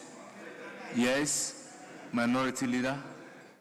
Mr. Speaker, with respect, my colleague, the Majority Leader, forgot to welcome Honorable Member for Kwandai back into the chamber. I wanted to draw his attention. Honorable Minority Leader, you are completely out of order.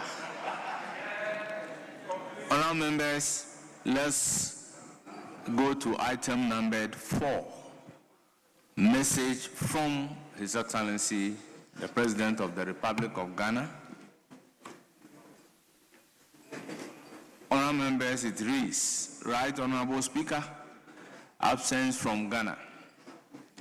In accordance with Article 59 of the 1992 Constitution of the Republic of Ghana, I write to formally notify you of my intention to travel to London, United Kingdom, on Sunday, 11th January 2026. I am expected to return to Ghana on Friday, 23rd January 2026. In my absence, the Vice President, Professor Nana Jane Opoku Agyeman, shall perform my functions in accordance with Article 68 of the Constitution. Signed, John Dramani Mahama. Addressed to the Right Honorable Speaker, Office of Parliament, Parliament House, Ghana. Honorable members, though the President has returned, the formal communication has been brought to Parliament, and it must be read and captured by the Hansard. Honorable members, we then proceed to take the correction of votes and proceedings and official reports. Honorable members, I have in my hand the vote and proceedings of Friday, 19th December 2025 for correction, page 1. Page 2. Page 3. Page 4. Page 5. Page 6. Page 7. Page 8. Page 9. Page 10. Page 11. Page 12. Page 13. Page 14. Page 15. Page 16. Page 17. Page 18. 19. 20. 21. 22. 23. 24. 25. 26. 27. 30. Page 31. 32. 33. 34. 35. 36. 37. 38. 39. And 40. 41. 42. 43. 44. 45. 46. 47. 48. 49. 50. 51. 52. 53. 54. 55. 56. 57. 58. 59. 60. And 61. Now, members, in the absence of any correction, the vote and proceedings of Friday, 19 December 2025 is hereby adopted as the true record of proceedings. Honourable members, the official report of 18th December 2025 under correction. Honourable members, any correction? Yes. Honourable Roxanne Nelson, Kwame Eche Dapamoko. Speaker, thank you. Speaker, may I take the House to page 7, column 1, page 7, line 4, double line 4, the comment under my name. The word should be the outstanding matters that were raised. Page 7. The outstanding matters that were raised. Not was raised. And then, again, under the same column, paragraph 5. Again, the comment under my name. Line 5. The Minister for Local Government, Chieftaincy and Religious Affairs may do this on his behalf. May do this on his behalf. Then, Mr. Speaker, page 11, column 1, page 11, paragraph 3. Mr. Speaker, I'm guided. May we then move to item number 10.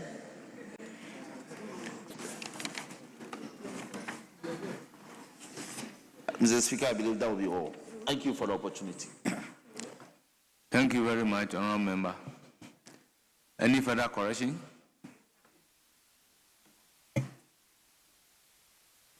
Honourable members, in the absence of any further corrections, the official report of Thursday, 18th December 2025, as corrected, is hereby adopted as the true record of proceedings. Honourable members, let's move to statement. Item numbered 8. Honourable members, I have a statement, more or less a tribute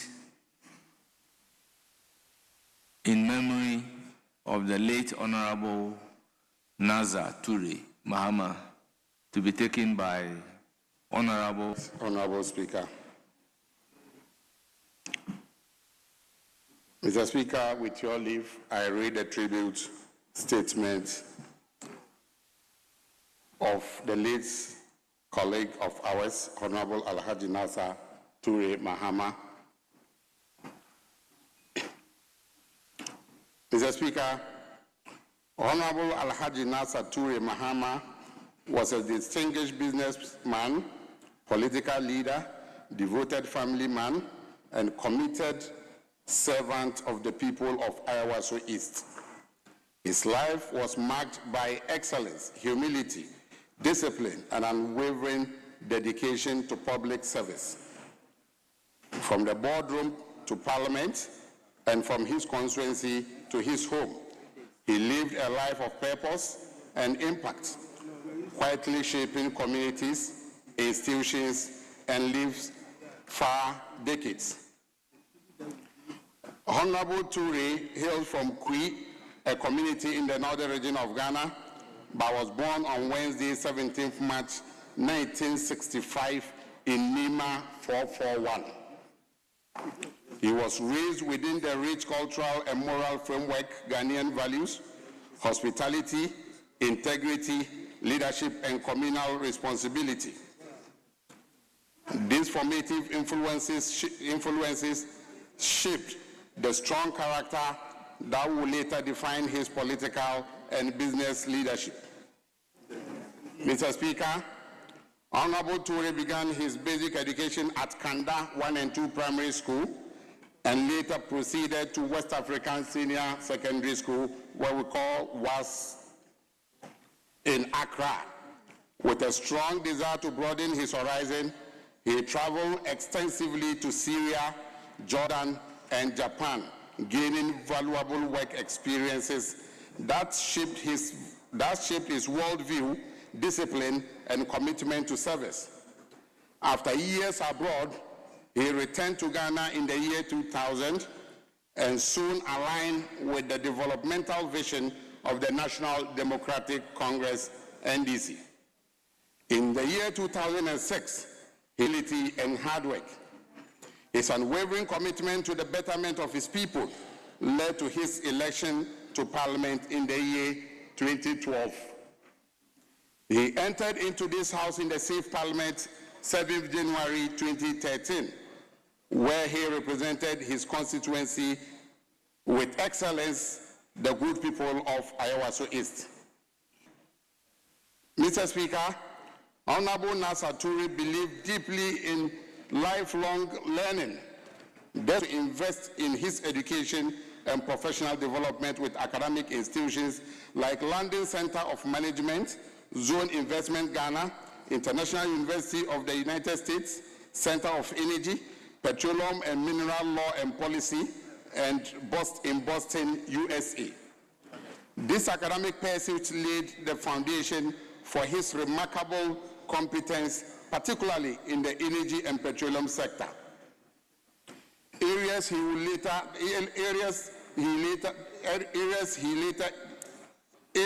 that later influenced significantly both in Parliament and in private enterprise. Before enduring his political career, Honorable Naza Toure distinguished himself as an astute businessman. He was the managing director of the Aminasa Group of Companies, a thriving company he nurtured into a respected national brand. Under his stewardship, the group grew into a multifaceted business empire with a strong community impact. The major companies under the group include Aminasa Oil and Gas Company Limited, Aminasa Mats, Aminasa Construction, Aminasa Forest Bureau, and OTA Forex Bureau. Mr. Speaker, Honorable Toure was more than a managing director. He was a visionary leader who held policy, empowered staff, created employment, supported young entrepreneurs, and demonstrated measurable excellence in Ghana's private sector landscape. His passion for community growth, fairness, and national development led him into politics. He became a dedicated member of the National Democratic Congress, serving his party and constituency with passion and humility.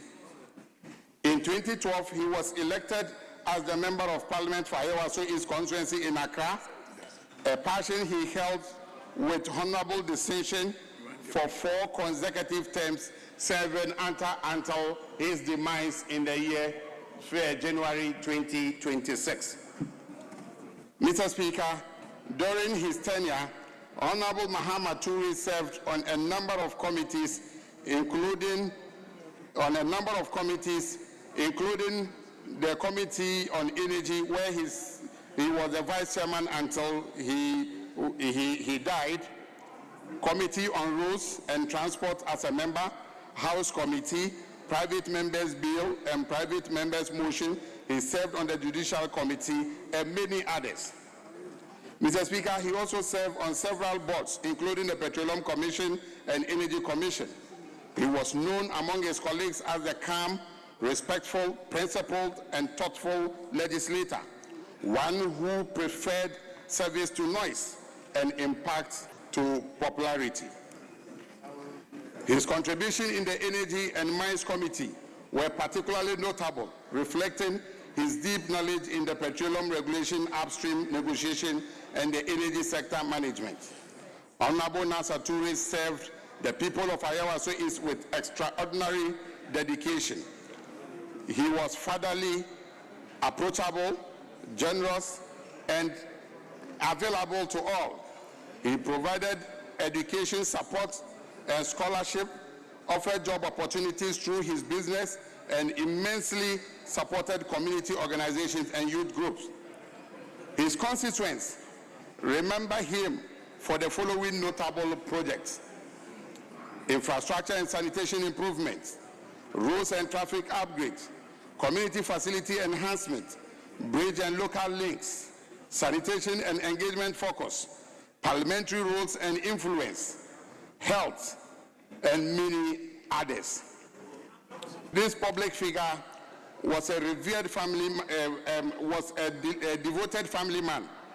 Honorable Mahama was married to his beloved wife, Ajia Amina Adam Maknaza, for over 25 years now. The home was one filled with love, mutual respect, and partnership. He was blessed with a son and a daughter, and again, one adopted daughter. As a father, he was caring, present, loving, and protective. His children remember him as their guide, teacher, provider, and a hero. Honorable Nasser Turi fought his final illness with strength, dignity, and faith. Mr. Speaker, on Saturday, 4th January 2026, after a brief period of sickness, he passed away at the Kolebu Teaching Hospital. His transition marks the end of an era, but his legacy, values, and impact remain deeply entrenched in the hearts of his family, his constituency, his business community, and colleagues over here in Parliament.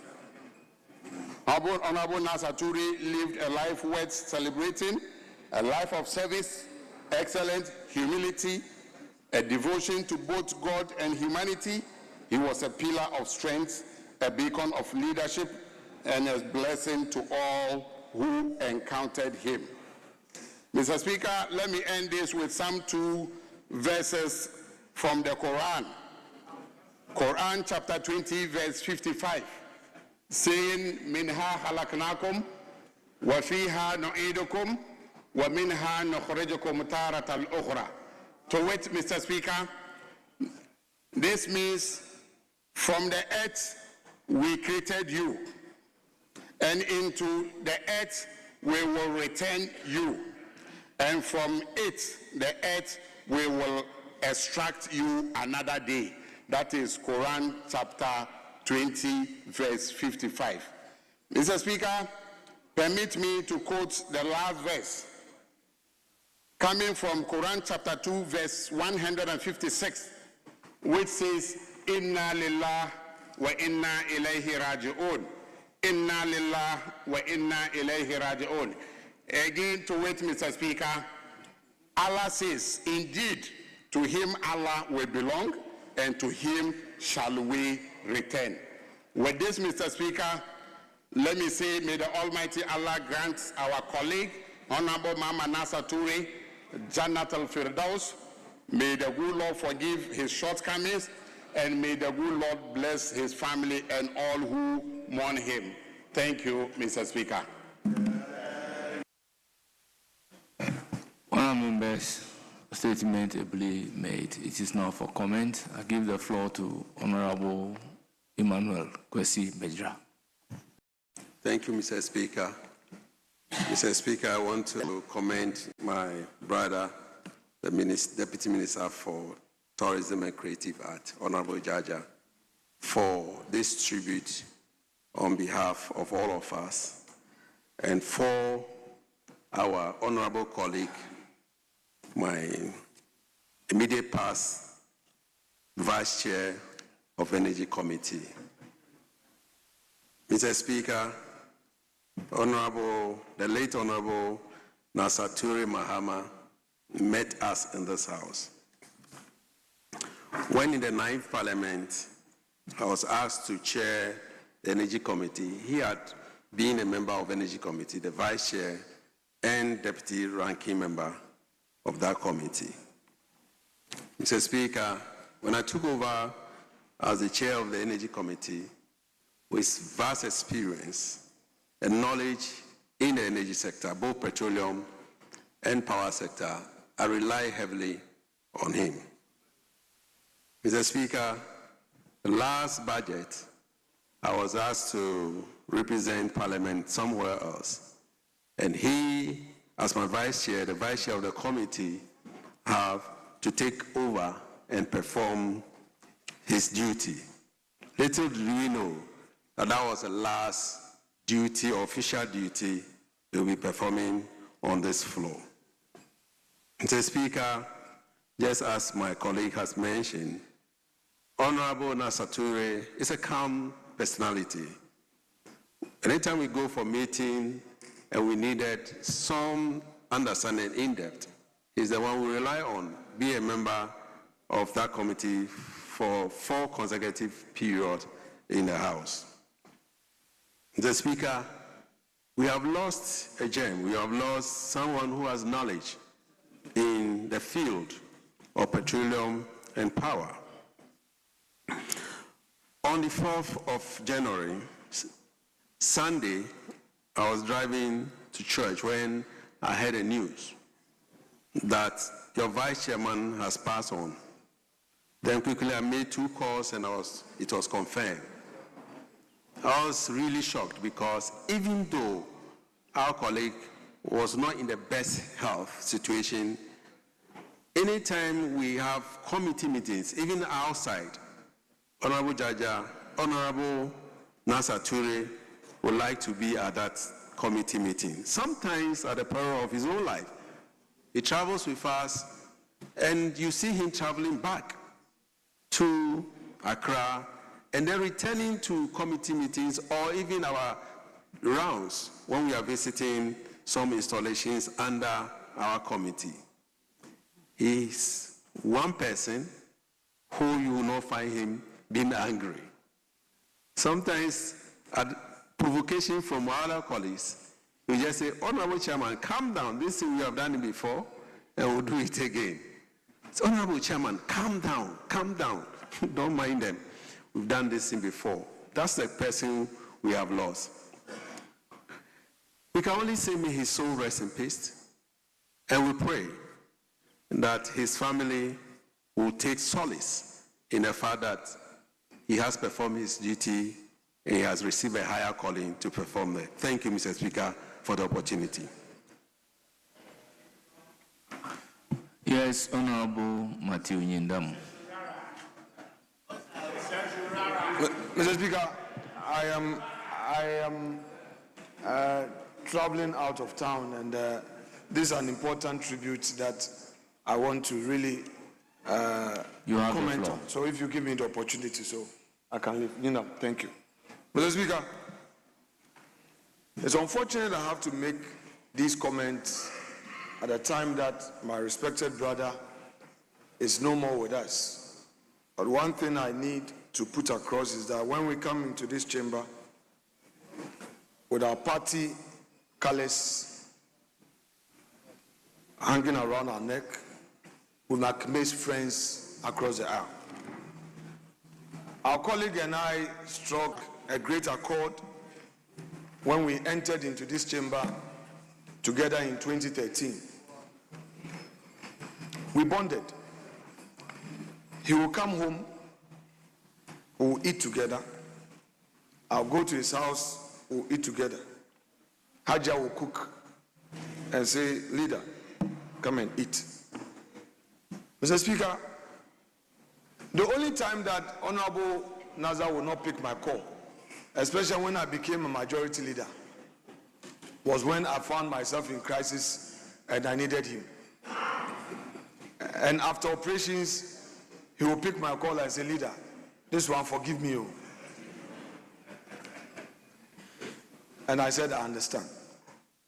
Mr. Speaker, he kept talking about his daughter, a very beautiful, hard-working daughter.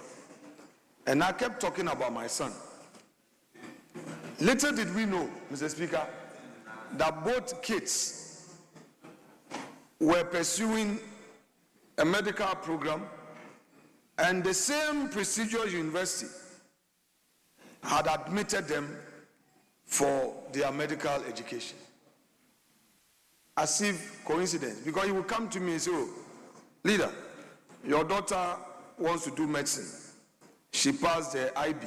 And I say, oh, your son also made it. We are trying to get admission for him. And he's gone through the interview. It was only, Mr. Speaker, when we traveled out of town, we met, and here we were. The kids have met. The same university, doing medicine. So if I'm unable to visit and Hajia gets there, Hajia will take care of my son and take care of their daughter, and vice versa. I knew my brother was a bit under the weather, but I wasn't expecting that the Lord Almighty would summon him so soon. So, Speaker, before we rose, in fact, even on that day, he was with me. We spoke at length. When the kids came for vacation, we were supposed to meet. The understanding was that we were going to meet and have a joint family meeting for the Christmas because all the kids were back from school. Then that unfortunate morning, the text message came from Hajia that, leader, your brother is gone. How? Very sad. The Speaker, I've never been to a cemetery since I became an adult. But I said, on this occasion, he is a true brother. And for me, there's nothing like friendship. You must honor it to the casket, even at the peril of your life. Friendship, a true friend, is difficult to find. So, Mr. Speaker, I went to the Medina Cemetery where my brother had been brought for final rites, and I made sure I touched him and helped lower him into his grave with honor. Let me thank the family members for allowing me the opportunity to be part of that last rite of honor. I felt satisfied because he was a true brother who shared with me the relevant code of life. The Speaker, that said, I would want to urge all of us, the work we do in this chamber is very demanding. Let's find time to do our checkups. let's find time to exercise. Don't let us underestimate the work we do. Mr. Speaker, 2 years or so ago, I was part of colleagues who went for a training program in the United States, met some senators. And when we shared experiences, we realized that those of us from this part of the world take political leadership for granted. One senator said he had a psychic advisor, had a psychiatrist, had a communication director, has a sports whatever, etc. All these are specialists that he pays them to assist him because the workload is not easy. Your mental health. Constituents are coming to you for money. Constituents are coming to you for everything. You need to prepare yourself for this chamber.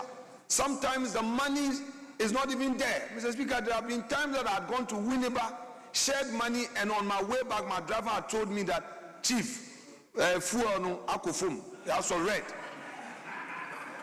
Not once, not twice, several, that I did not have money at the time. Mr. Speaker, there are a lot of sad stories that my colleagues here know we go through. So I will beg of all of us, we have a family to live for. Let us not assume that this political engagement is trivial. It is not. Don't let us take it for granted. Let's look at all areas and take care of them so that we'll be effective in this chamber. Because the law is clear, very mandatory. If you are not there, they say 30 days. People will be fighting for your seat in primaries and all. So, Mr. Speaker, that said, may the gentle soul of our brother rest in perfect peace. He was such a great soul, very loving, caring, affable, easy of address, courteous in manners, and able to accommodate friends on all sides. And I loved the friendship we struck. I thank you, Mr. Speaker, for this gracious opportunity. Thank you, Honorable Minority. I will then give the floor to Deputy Minister for Lands, Alhaji Sule. Right, Honorable Speaker, I'm grateful for this opportunity. Let me first of all thank the Deputy Minister for Tourism, who read this very important tribute. And let me also thank my senior colleagues who have already said very good things about our brother, Honorable Alhaji Naza Ture Mahama. Indeed, for me as a Muslim, I want to bear witness to the good things that he's done as a Muslim. I am the chairman of the Muslim caucus, and so it is imperative for me to bear witness to what he's done as a Muslim.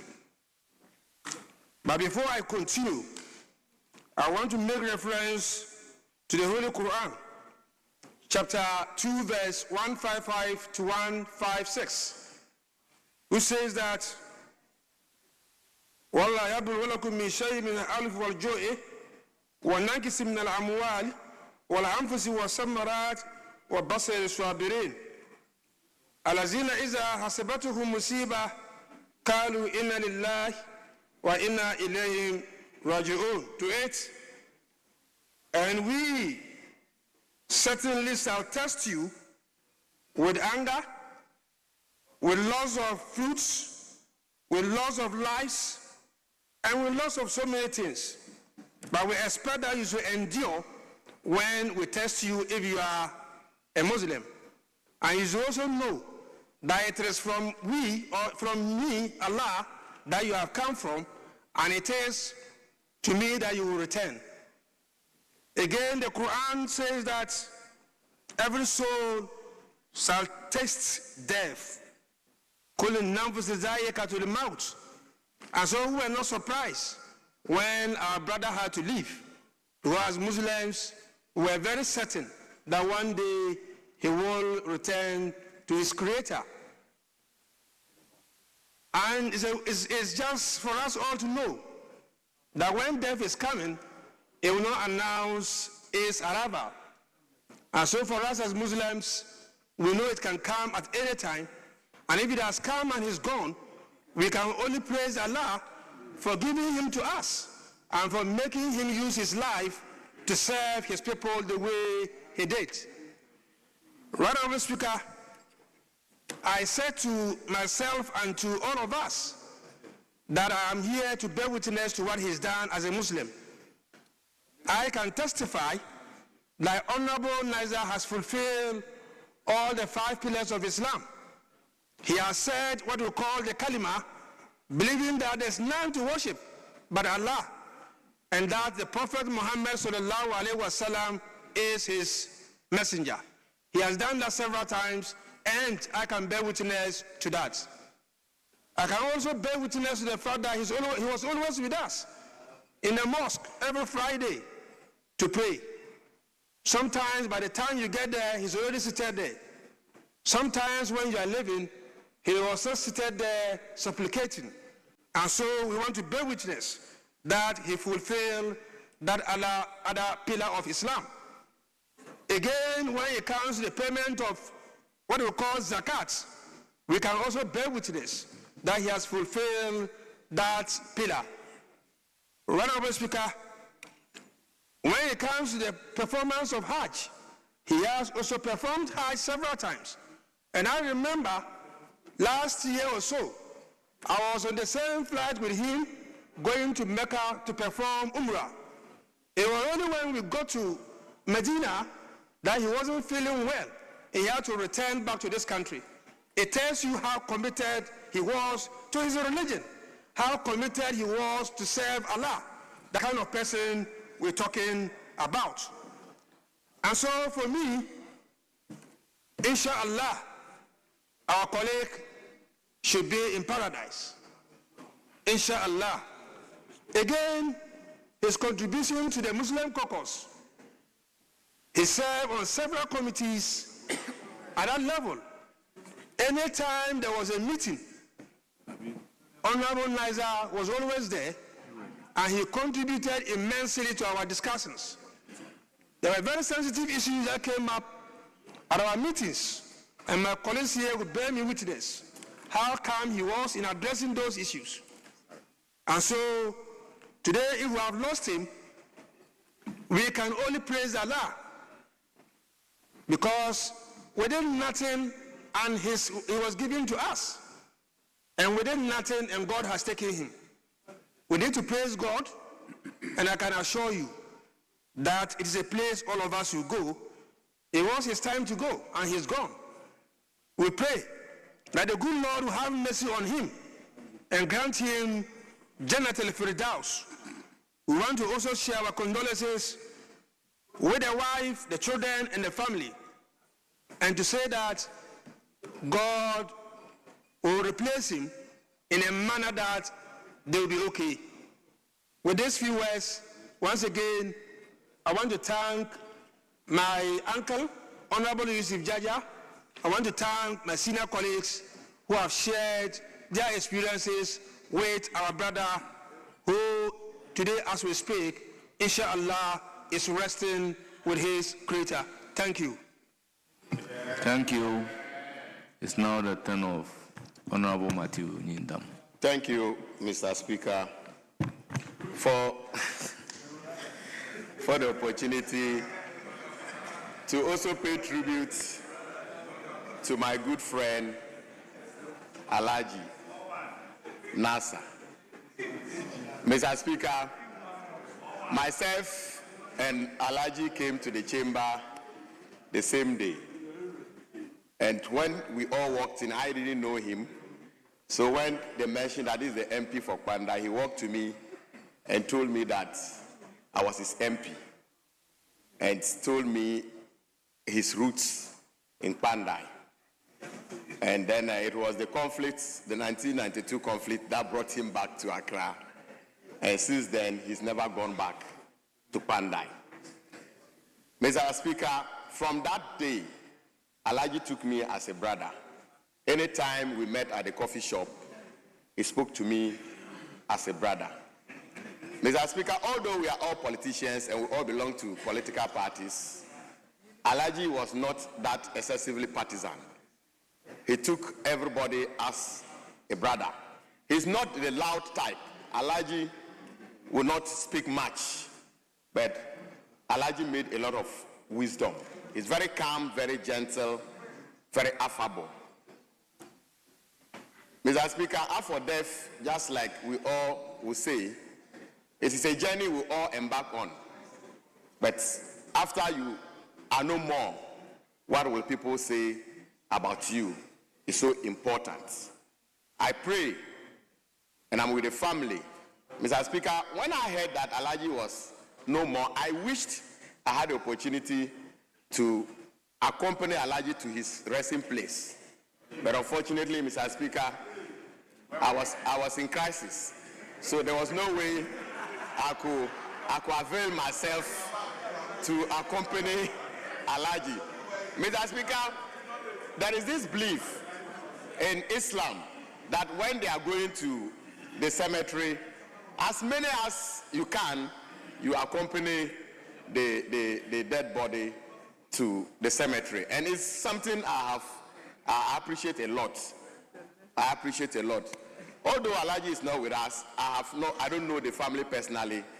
I wish and pray that the good Lord will be with them, and may the good Lord give him a perfect rest, and may his soul rest in perfect peace. Thank you, Mr. Speaker. Thank you. Yes, Honorable. Thank you, Mr. Speaker. I'm not adding my voice to the tribute that being said here. I think when we went to conclave, we were very clear on what the items that were taken out. The admission of this statement wasn't part of it, but I think what we know, I was there throughout. I think we're staying far too long in the day. So I want to agree with you. I've also seen an admittance of a report over here. If I rise up to talk about an issue of this nature, I was out there at the people taking their blood pressure and observing what is happening there.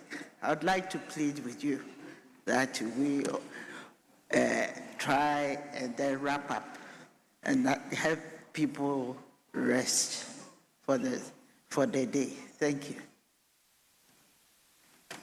Yes, Honorable Leader, the time for sitting is 5 hours. Have we exceeded the 5 hours? Speaker, indeed we haven't. But Speaker, let the record reflect that it was agreed that we'll take this statement because it was about a colleague. Well, it's not a matter of agreeing to take the statement because a colleague or not.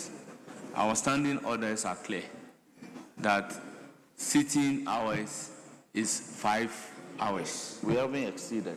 So it is only when we exceed the 5 hours that we can talk about extension of the sitting. I agree. But today we started after 2 o'clock or getting to 3 o'clock.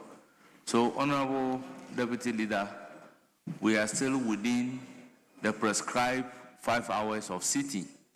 We have not exceeded it. Yes. Thank you, Mr. Speaker. Well guided. Yes. But I would like to also remind ourselves that when we agree to do business of the day to a certain point, we should try and adhere to it. Thank you. Yes. This takes me to Order 55.3, which reads, a sitting of the House shall ordinarily be for 5 hours. We can all look at it. So if at pre-sitting you've agreed on something else, we are masters of our own rules. Majority Leader, what is the agreement at pre-sitting?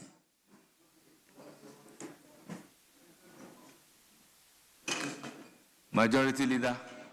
has there been a decision at pre-sitting that will sit below the 5 hours as prescribed by Order 55.3? No, Mr. Speaker. Sorry? You agreed at pre-sitting? Who were there at pre-sitting? No. I wasn't there, so I'm not bound by any decision that was taken.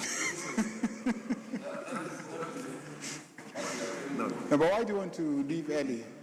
This is the first day. You've been on recess for a very long time now. You've been resting throughout. The first day you come and you are eager to leave.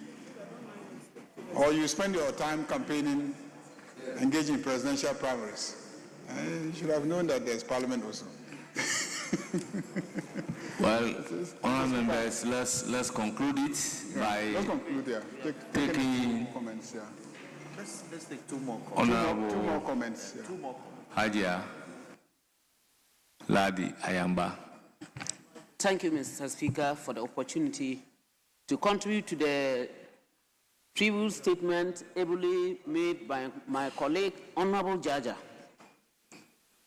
Mr. Speaker, Honorable Alhaji Nazar Toure was one of the individuals whom one can refer to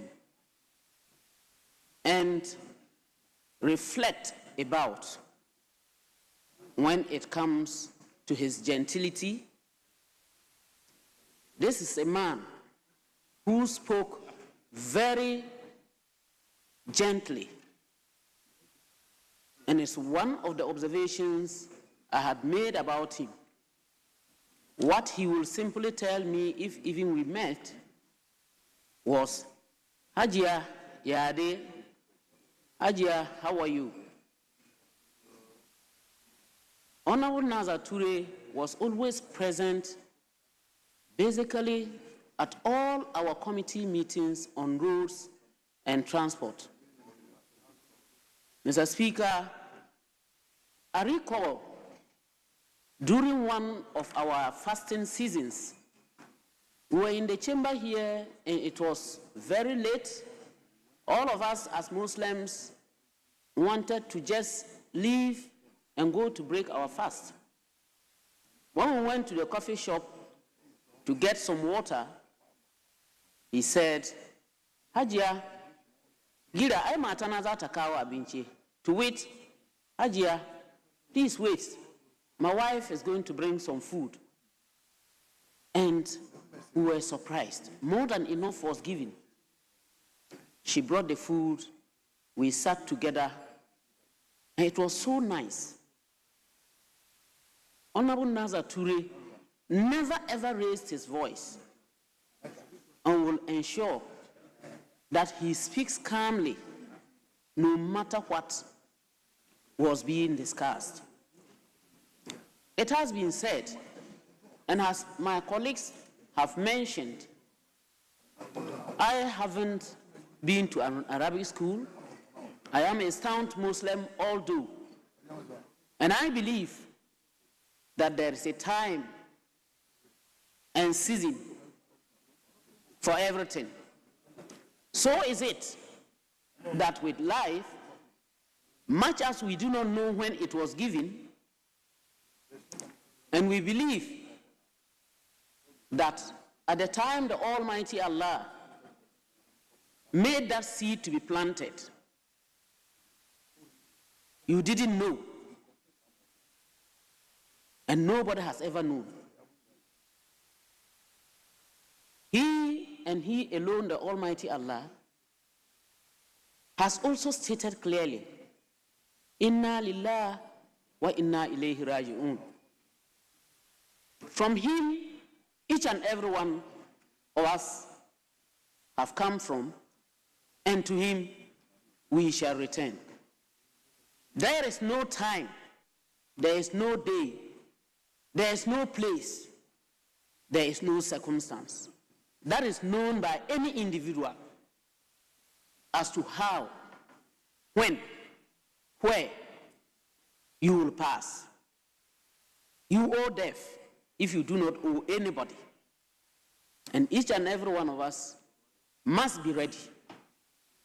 For that matter, it is a lesson for all of us. And all that I can say is that let us believe that as we hear, as we see, as we observe, others pass.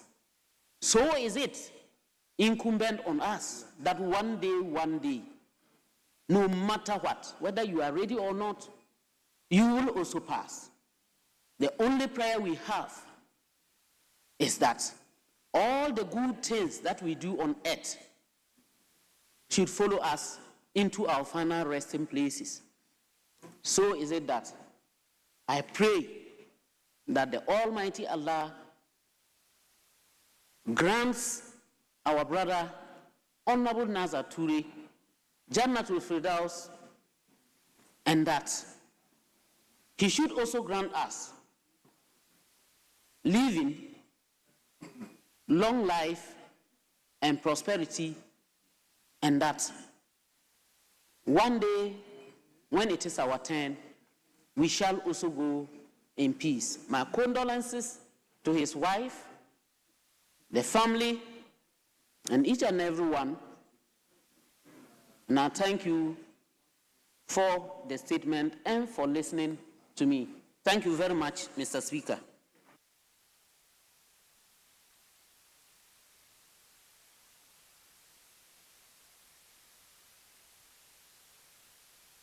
Yes, Honorable Niashi Kote. And then I'll come to leadership.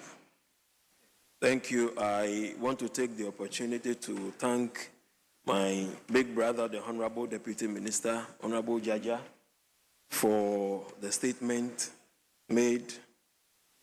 And I also want to add my voice to say that may the soul of Honorable Nazar Toure Mahama rest well in the bosom of Allah.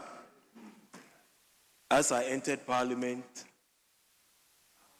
I remember how he met me, stretched forth his arms and welcomed me and said, "Gentlemen, you are welcome to Parliament." He shared how he observed the elections in my constituency, Ododo-Odio. And I recall very well how he said, "You are such a strong young man. Meanwhile, I know I am quite calm and reserved for a constituency like Ododo-Odio." I said, "No. For a man presiding over a constituency which is predominantly a Muslim community, I felt it was a little too calm for that." He will call me, he will advise, as you are here, you don't have to do this, you don't have to do that, this is the way to go. And I saw a father figure in him. So indeed, he was fatherly. Truly, he was very approachable, and I must also confess that he was humble and affectionate. When I became a member of the leadership of the Greater Accra MP's caucus, I will confer with him, he will share with me and guide me as to the way to go. The news, obviously, of his death became shocking to all of us. I recall when the call came, I said, "No, it can't be true." Then I started calling honorable colleagues. When it was confirmed, in fact, I became, for want of a better word, disabled. I couldn't move, I couldn't think. We have lost a great leader.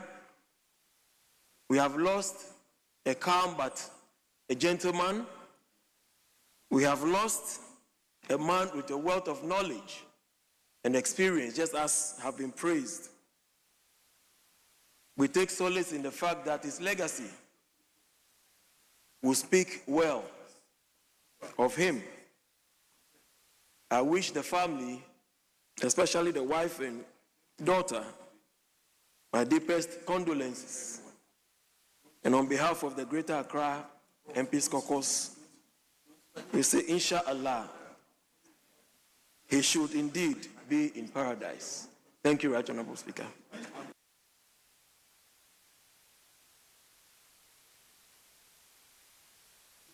Yes, Honorable Minister for. Thank you very much, Mr. Speaker.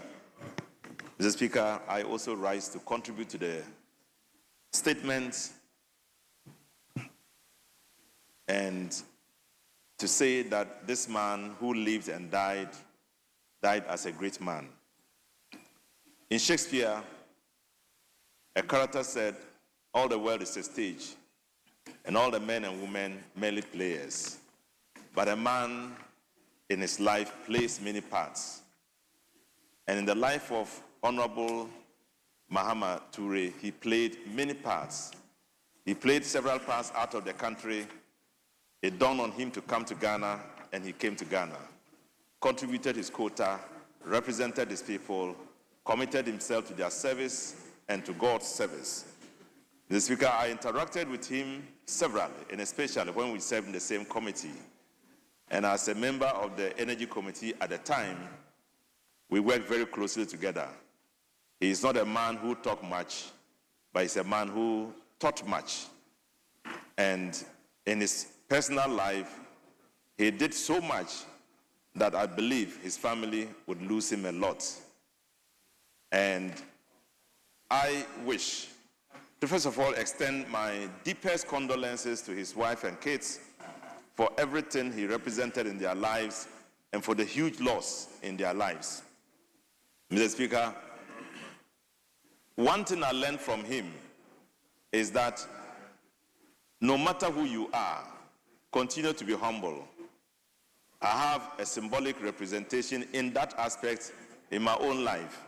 But in the life of Mohamed Toure, he showed that in his wealth, he was still himself. In his endeavor as a politician, he was still himself. He lived a life that a man who rises to see what he has done can only salute him. And in this contribution, I want to wish him well in the sight of Allah. I know that by what he represented, by everything he did it because he thought that one day he would no longer be on earth here. And this has taught us a lesson. And I believe we all have to learn that lesson. We've heard about great men who have passed on. One of the greatest who passed on was Alexander the Great, a man who ruled almost all the world, and before he got to 40 years, he died. And so his death is another reminder that as we all are here, we are marching towards one simple destination, a destination when we will be oblivious of this world, we will die, and our deaths will be forgotten by a future generation. It tells us that what will be left is the deeds we would have performed. And this man performed so much that in every member of his constituency you met would still tell you they wanted him to contest the elections. I've interacted with several of them during the funeral, and they regretted that he died so soon. And so, Mr. Speaker, let me extend my condolences to all of them, the constituents, his father, his wife, his kids, and everybody who thinks so much about him and who has been touched by his exit of this world. May his great soul rest in perfect peace. Amen. Yes, minority leadership. Well, I'll turn to in the absence of any further contribution from the minority side, I'll give the floor to Honorable Doyo, being that of the majority leadership. Thank you, Mr. Speaker, for the opportunity. I would like to thank Honorable Jaja, the Deputy Minister of Tourism, for this statement. Mr. Speaker, it is with deep sadness that we say goodbye to a wonderful colleague and friend, late Honorable Nazar Turi. Mr. Speaker, in 2013, we were ushered in as new MPs, and in Greater Accra, we were 5. Honorable Neelante van der Poy, Honorable Christian Otute, Honorable Yimanrani Ashimo, Honorable Nazar Turi, and myself. Mr. Speaker, we grew ourselves together as sisters, brothers, and colleagues, and we have worked together. Along the line, 3 were out, and I was left with Honorable Nazar. And recently, in this 8th Parliament, he became our caucus chairman. Mr. Speaker, Honorable Nazar, as a caucus chairman, was so wonderful. His dedication, kindness, and humor, Mr. Speaker, you can't take it away from him. He brought some calmness in the caucus. Anytime he's available, you see that the place is different because he's a different person altogether. Mr. Speaker, Honorable Nazar, little did I know he will pass away. We were here before we went on recess.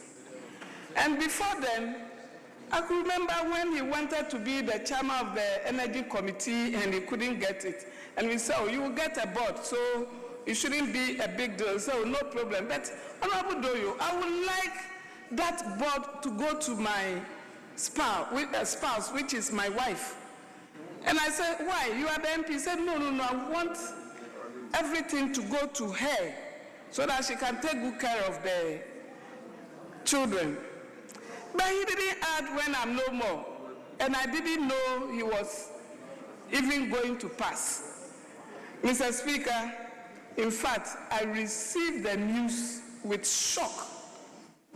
That day, I started running because he was somebody who I can call a brother, a friend, a father, and anytime, any day, anything he will consult me, leader, what do you think?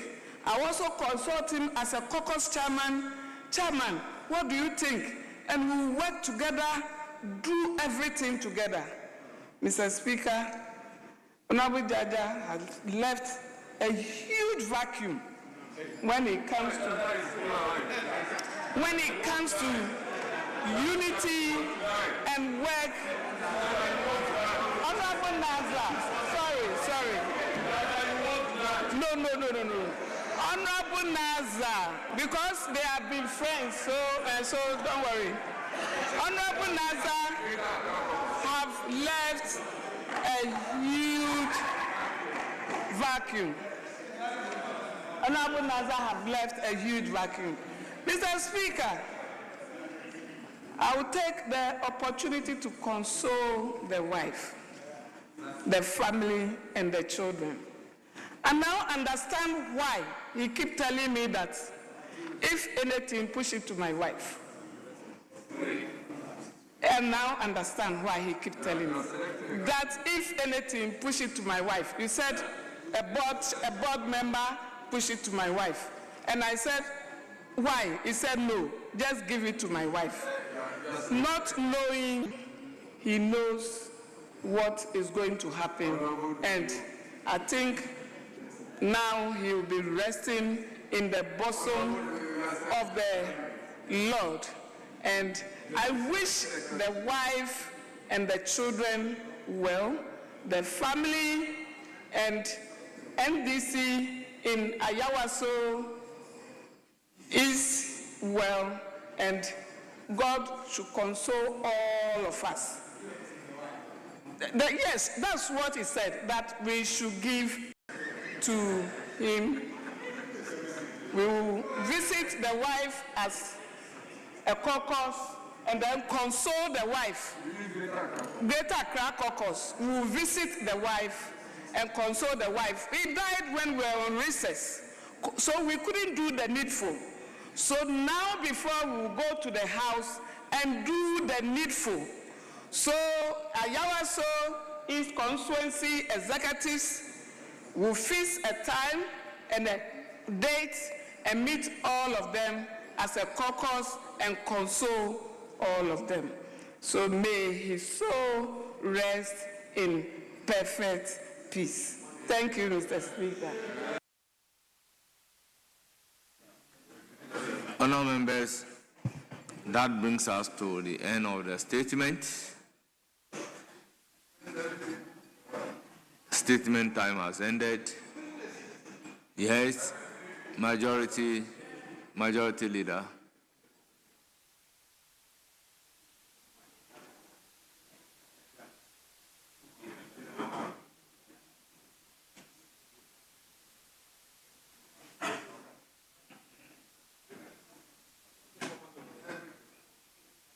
Mr. Speaker, I want to crave your indulgence so that we'll take motion number 12.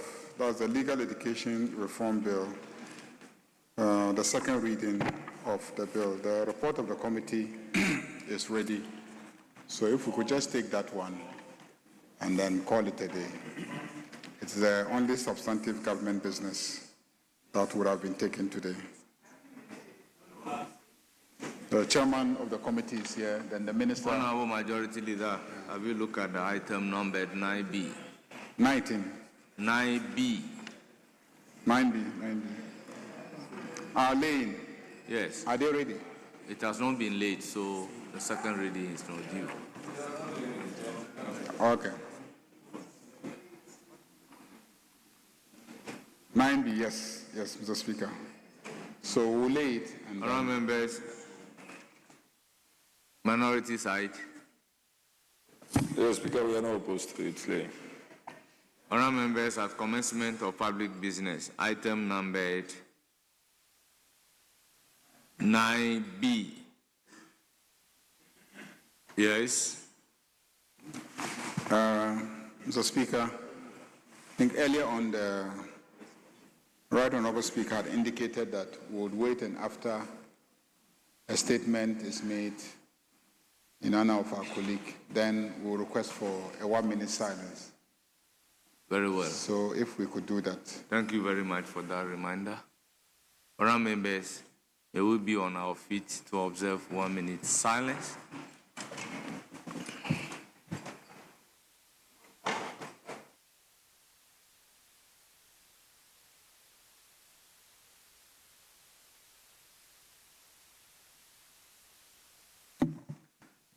Honourable members, may his gentle soul rest in the bosom of the Almighty Allah.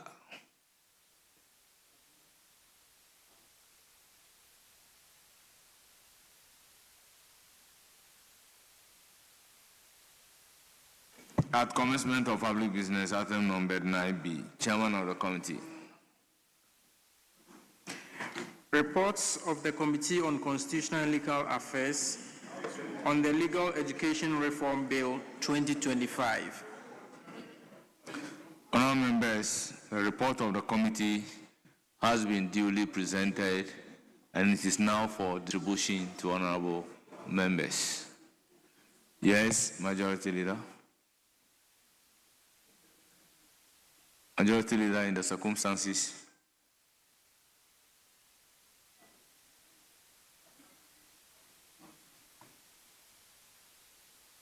Speaker, I did not hear you. Yes. I'm saying, so we can now take 12. 11 and then after that 12. So the AG is here, the Minister for Justice is here to assist us with 11. Yes, Honourable Jerry Ahmed Shaib.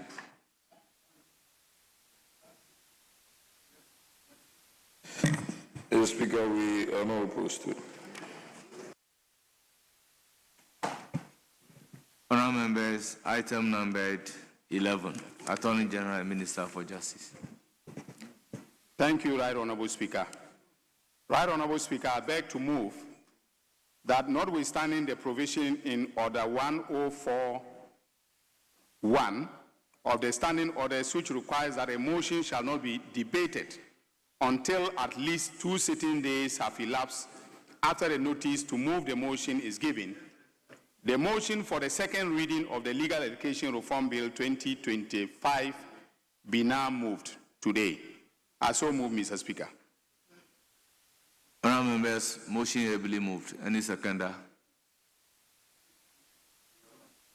Mr. Speaker, I rise to second the motion. Honourable members, this is a procedural motion. It is for the consideration of the House. Honourable members, I'll put a question. As many as are in favor of the motion numbered 11 at page 3 of today's order paper, say aye. Those against say no. The ayes have it. The motion is carried. Now, the substantive motion numbered 12, standing in the name of the Attorney General and Minister for Justice. You have the floor.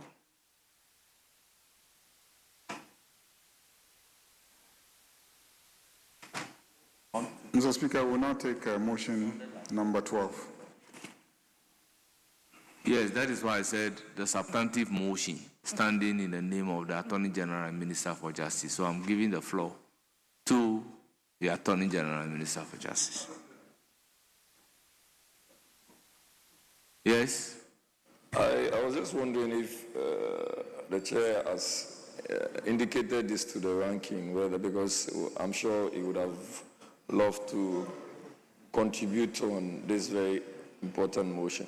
I don't know if he's aware, because I mean, this obviously came at our blind side, but we also do not want to drag. So my only wish is that if we could just engage and perhaps have it scheduled for tomorrow, it's just tomorrow, so that you would have your members, committee members also debate on it. That's just my objective view, but if you think differently, that's okay. Yes, Majority Leader.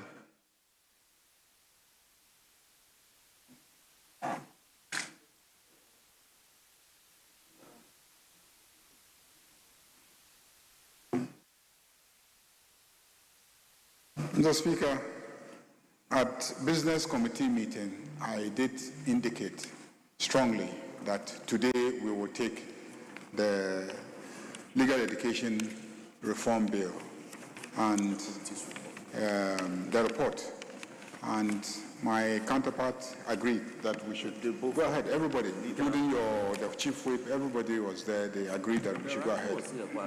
Yes, and the ranking was here. I even spoke with him in one of the corridors earlier on. So we need to move fast. This is really the problem, that we come and then we treat business, and then in the end we'll keep deferring, postponing, and then in the end, you know, the day we are going to rise, then we'll be forcing people to stay here till midnight.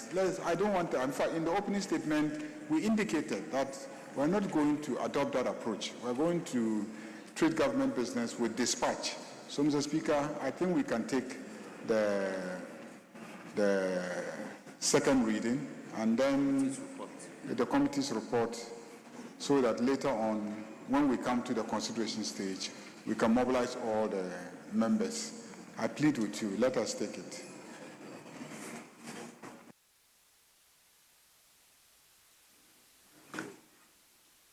Yes. Mr. Speaker, I have indicated my difficulty, but as you can see, they have the numbers, so if they still want to proceed, there is no objection on this matter. I thought that for purposes of communality and progress, we should also be thinking of all of this. If the ranking were to be around, I would have even felt more comfortable, because this is legal education. and he's a lawyer. You're a lawyer. The majority leader is a lawyer. The chief whip is a lawyer. This is about only an hour ago. I only cited this an hour ago, and we've even elapsed to say that we are not going to take it for the number of days it was supposed to be. But if you do not want us to, yes, I agree. We looked at item number 11, so we have considered that it should be elapsed. The time should be elapsed. But if time has been elapsed and we still want to proceed, it's okay. I mean, like I said, the normal thing is that you engage your ranking. But if you can say on record that you have engaged your ranking, that is okay.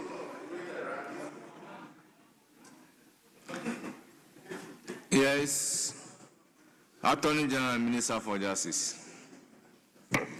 Right Honorable Speaker, I move that the Legal Education Reform Bill 2025 be now read the second time. I so move. Honourable members, motion moved. I will call on the chairman of the committee to present the committee's report. Exceedingly grateful, Right Honourable Speaker. I rise to second the motion. And second which motion? I call on you to present the committee's report. Speaker, motion for second. I'm presenting the report, and I shall be very brief on this report.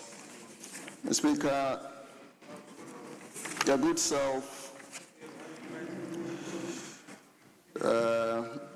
asked this committee, in accordance with Article 106.4 of the Constitution and Order 238 of the Standing Orders of Parliament, you refer the bill to your Committee on Constitutional and Legal Affairs.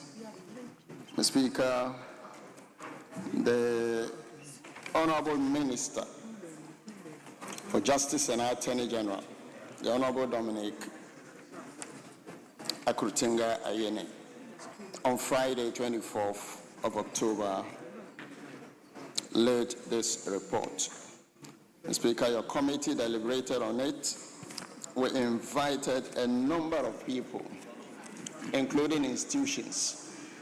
Indeed, Mr. Speaker, the heads of various faculties of law in all the universities and training institutions of this country were present to deliberate on this. Mr. Speaker, let me encourage the Hansard Department to capture the entire report while I look at the critical areas. Legal education. Honorable Chairman, the critical areas has been captured. In conclusion. Mr. Speaker, critical areas captured. Hansard has captured everything. You said the Hansard should capture everything. May so I conclude? Just proceed to conclude. Mr. Speaker, may I conclude by saying that the committee, having examined and satisfied itself with the fact that access to legal education has been restricted for the past many years. Indeed, Mr. Speaker, many years ago, you walked into the law school from faculty. Times have changed. There's a pinhole now where people get in and cannot come out. Mr. Speaker, this bill seeks to open up legal education. Speaker, we recommend the passage of Legal Education Reform Bill 2025, subject to the proposed amendments. I thank you, Mr. Speaker. Honourable members, the motion has been moved. The chairman of the committee has also presented the committee's report pursuant to Standing Order 1 through 7. A full debate shall arise on the principles of the bill on the basis of the explanatory memorandum and the report of the committee. Honourable members, accordingly, the floor is now open. Yes Honorable Emmanuel Kwesi Bajra, MP for Ho West. Thank you, Mr. Speaker. Mr. Speaker, I rise to also support the motion and also support this report. The principle behind the creation of the Legal Education Bill 2025.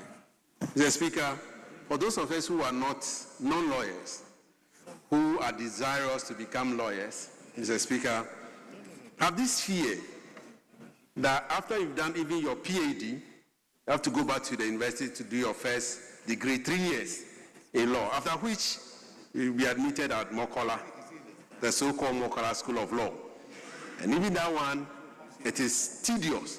And so, majority of us who want to be lawyers are not able to penetrate into that legal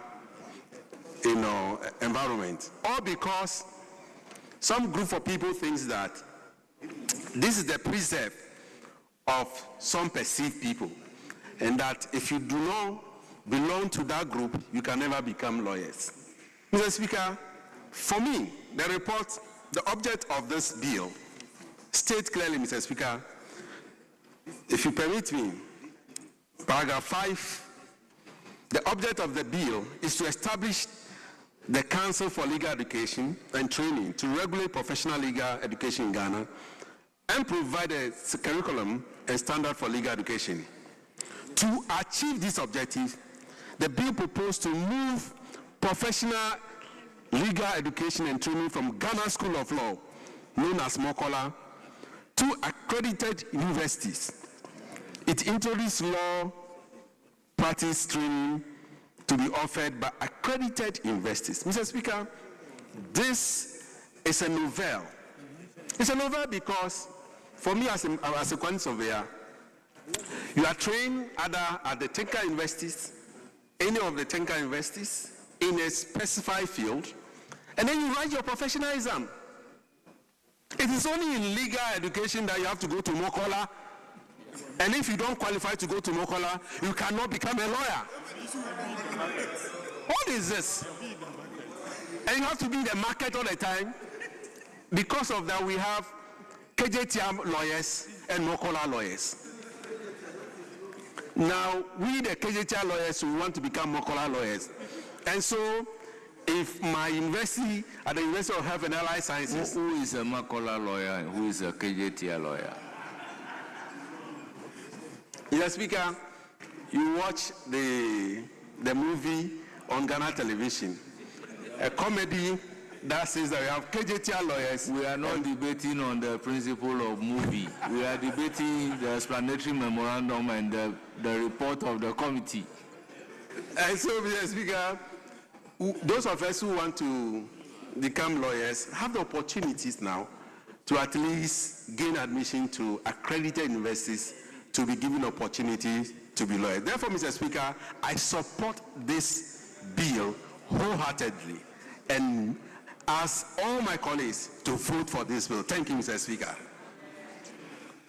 Thank you, Honorable Bajra. Yes, Honorable Member. Thank you, Mr. Speaker, for the opportunity to contribute to the report currently before the House on the reforms to our legal education in Ghana. Mr. Speaker, as a young lawyer, I would say that these reforms are late in coming. Mr. Speaker, some of us went through the system of legal education at the time that we can say the system was choked. In fact, we had to write serious exams, we had to go through interviews, all in an attempt to pass through a very narrow hole, which to me, Mr. Speaker, was brought upon us by our own selves. Mr. Speaker, legal education should be open to everyone, especially as a country that is on its forward march to becoming a full-fledged middle-income country. Mr. Speaker, legal education promotes legal awareness. And to the extent that it is imperative that as a society we become aware of the laws around us, there is every need for us to expand the scope of our legal education to give more opportunity to more people to become legally aware of the environment in which they live in. Mr. Speaker, until recently, the northern part of the country was never given the opportunity to have any form of legal education, even LLB. It was only until two years ago that the LLB program was introduced into the University for Development Studies. And I'm sure the first batch is even yet to graduate. So, Mr. Speaker, this reform, which would expand the scope and make even the professional level education available at these campuses, will further strengthen the Ghanaian populace, will further strengthen our legal education. And I am happy that these reforms are not only looking at training lawyers, but they are also strengthening the other stakeholders who are all involved in the provision of legal education in Ghana. And so, Mr. Speaker, I wish to commend the committee that put together this report. And more so, with the extensive work that has been done in generating this report, I wish to commend them. And I call on all and sundry to join in embracing this call to expand the scope of our legal education in the country. Thank you, Mr. Speaker. Thank you. Yes, Honorable Mie. I'm grateful, Mr. Speaker, for the opportunity to contribute towards the subject matter. Mr. Speaker, I would also say that this bill is long overdue. When I entered the university to read law some over 25 years ago, the system was different. The only university offering law at the time was the University of Ghana, which would admit 60 students. Then after what we used to call baptism by fire, that is the first university exams, there would be some sort of separation where the first 40 would read LLB and the next 20, making up the 60, would have a combination of law and some other course. It wasn't a problem at the time. Over the years, the mode of admission has been problematic to the extent that the legal profession has been in the news lately for not so good reasons. It's unfortunate. And if you look at the statistics, in 2021, out of the total number of students that wrote the exam, the entry exam, 72% failed. In 2019, 93% failed. In 2023, 67% failed. It is welcoming that we finally have a bill which is streamlining legal education in this country. It is long overdue, and I say it is very welcoming for the fact that it is going to increase access to legal education. My only concern is that I hope it will not open the floodgates for worse things to happen as we have in some of our neighboring countries. You go to some of these places and everybody you meet tells you he has an LLB and he's a lawyer. I won't mention names. Mr. Speaker, it is a good opportunity for all persons who intend to read law to go through the process, not to go through a rigorous process of writing examinations and attending interviews. It is a good idea that this bill is being passed because at the end of the day, it is only the universities that meet a certain criteria which has been specified in the bill that would be allowed to run programs of that nature, which would also help us churn out quality lawyers, even though the volumes are going to be a little bit bigger than we are seeing currently. In that light, I hope that our economy, our system, and this government, including successive governments, would put in place measures to absorb the volumes that this system is going to produce. During our consideration of the bill, I raised an issue to the effect that if you look at some of our institutions, the number of lawyers in there are woefully inadequate. You take the AMA, for instance, take the Kumasi Metropolitan Authority or Assembly, also for instance. Sometimes you have as little as 2 lawyers in there.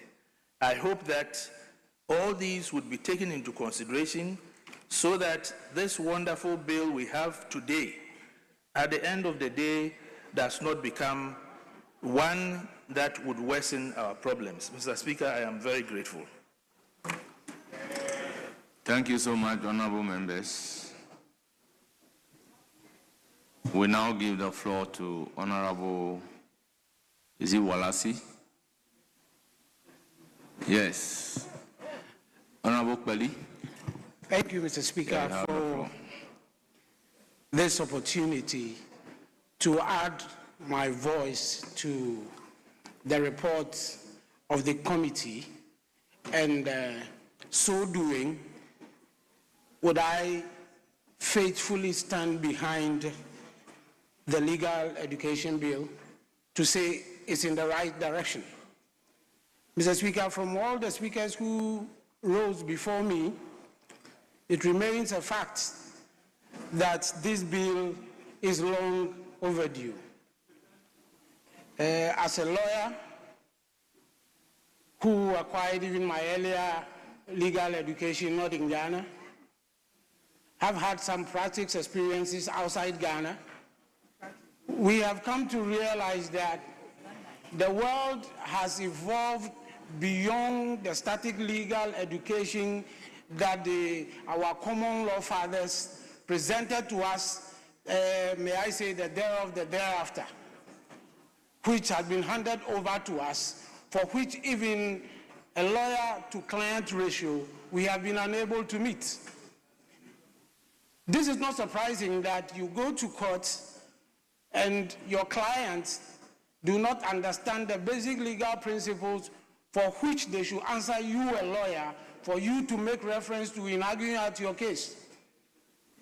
That is not a good society within the context of law.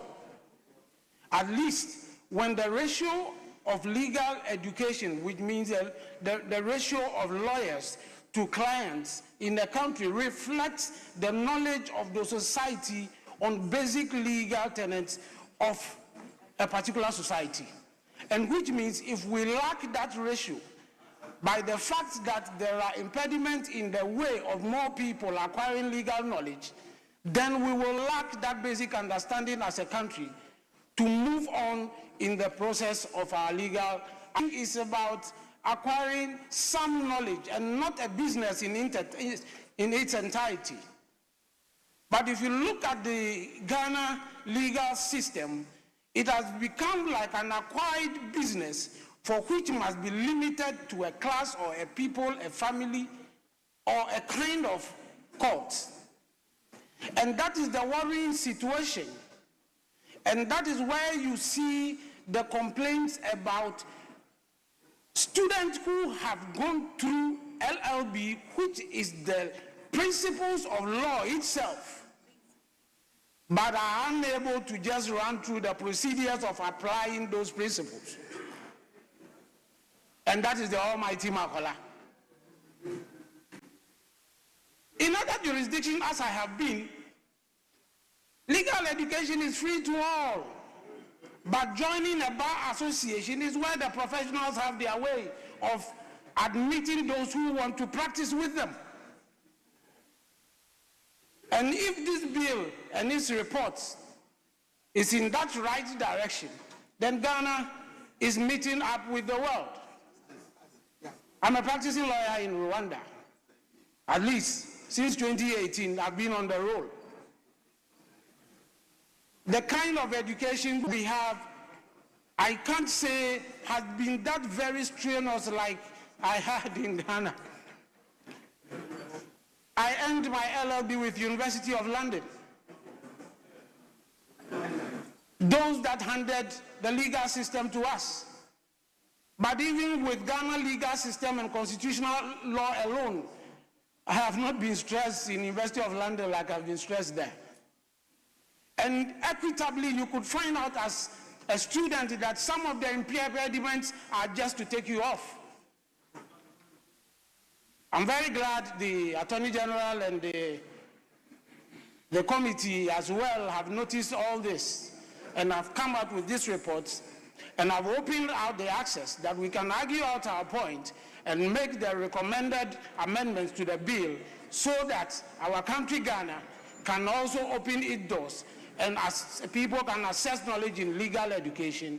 And when they want to practice, they can join the professional association as well. Thank you for the opportunity. It's now the turn of Honorable Fifi Bokman. Thank you very much, Mr. Speaker. Mr. Speaker, I humbly want to add my voice in calling upon honorable members to support the adoption of the report of the Committee on Constitutional and Legal Affairs. Mr. Speaker, I must say that all procedural and institutional measures have been captured in the bill to ensure that quality legal education, both at the faculty and the practicing education, are captured. Mr. Speaker, this bill also shall be a great relief to parents and potential legal practitioners, as it will eliminate the psychological trauma which students go through as they go to face the almighty entrance exams at Makola. Mr. Speaker, this bill is one of the biggest reliefs to which His Excellency John Dramani Mahama is bringing in the legal fraternity or legal education fraternity. Mr. Speaker, it has been captured in the report, as has been captured in the report.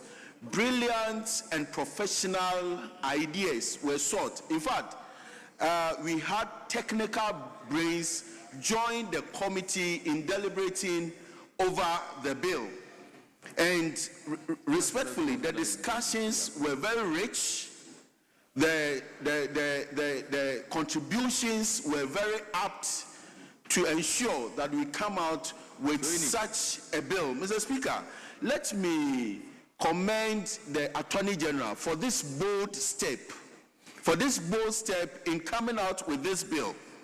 Mr. Speaker, I want to say that legal education has also had its bite in the research agenda of His Excellency John Dramani Mahama. Mr. Speaker, the bill seeks to restore confidence by providing a clearer, more transparent, and predictable statutory framework. Mr. Speaker, it establishes an examination board that does not have anything to do with political interference. In fact, the examination board, as the bill seeks to provide or has established, would ensure that there is transparency, will ensure that there is equality and equity, will ensure that any person who wishes to go through the legal education, legal practice education to come out as a lawyer, comes out, without any fear or without any favor. And with this, I want to say that Ghana is blessed at this moment to have our Attorney General stand up boldly to say that this bill must come on. And I want to commend him again, commend the committee for the good work done, commend the institutions that have availed themselves for us to have this bill presented before this Honorable House. Mr. Speaker, I'm so grateful for this opportunity.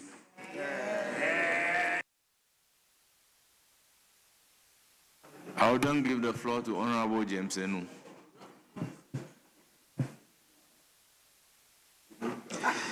Thank you very much, Mr. Speaker, for the opportunity. And Mr. Speaker, let me also add my voice to support the adoption of the report of the Committee on Constitutional and Legal Affairs on the Legal Education Bill 2025.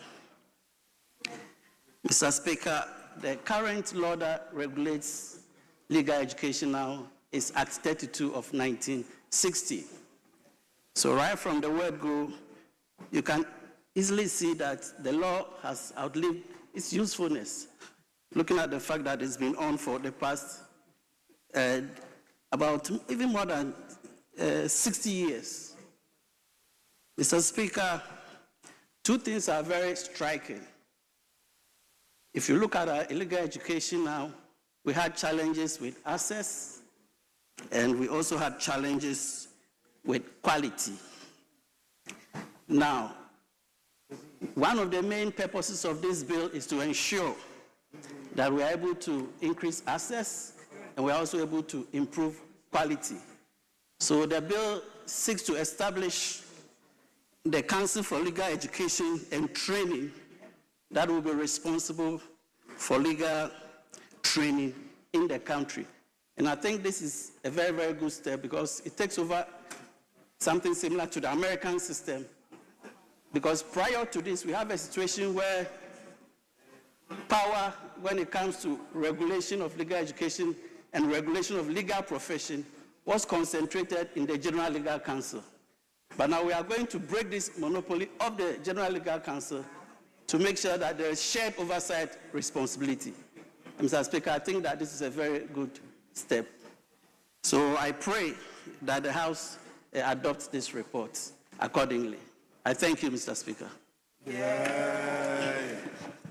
Yes, Minority Leadership.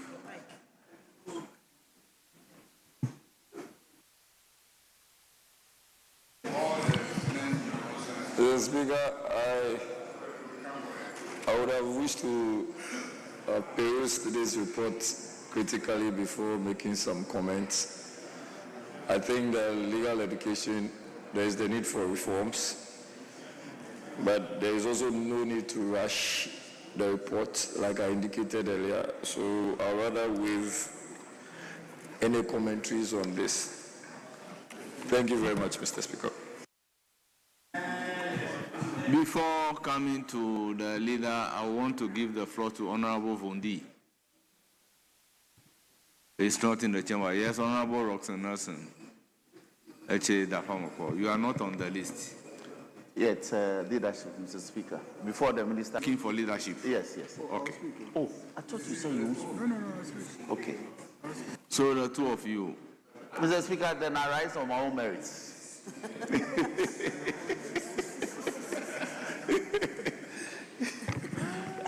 I am inclined to decline. Mr. Speaker, it's a special appeal. You have the floor. Special appeal. You have the floor. We'll take Jerry's time. You have the floor. In view of the fact that Jerry decided not to come. Great. Mr. Speaker, let me indicate that law is a tool for social engineering, and it's become important that we do this to respond to the current social concerns in the country. Speaker, for some time now, in 2018, when news filtered through that there were some issues within the admission protocols of the Ghana School of Law, to the extent that Our committee, which were deputy ranking at the time and later ranking, had to be engaged. This matter came here. We made interventions. Eventually, we succeeded in taking interview out of the process, so that if you write the exams and you succeeded, then you could gain admission. But another troubling event occurred, that to the extent that persons who didn't even write the exams at all got admitted, so much so that the General Legal Council itself saw it fit to set up a subcommittee. The disciplinary committee had to set up a subcommittee to look into this matter, and a report was generated. It was established that as many as 11 students or more got in through the back door. That phrase was what was captured in the report. So it generated a lot of debates to ask for reforms. And the current Attorney General, then the ranking member, I believe, we even got together to do a private members bill in the 7th and 8th Parliament. We didn't succeed, but today I'm happy we are here. So it's important that we bring reforms, but we are not saying it is an easy route to freedom. No.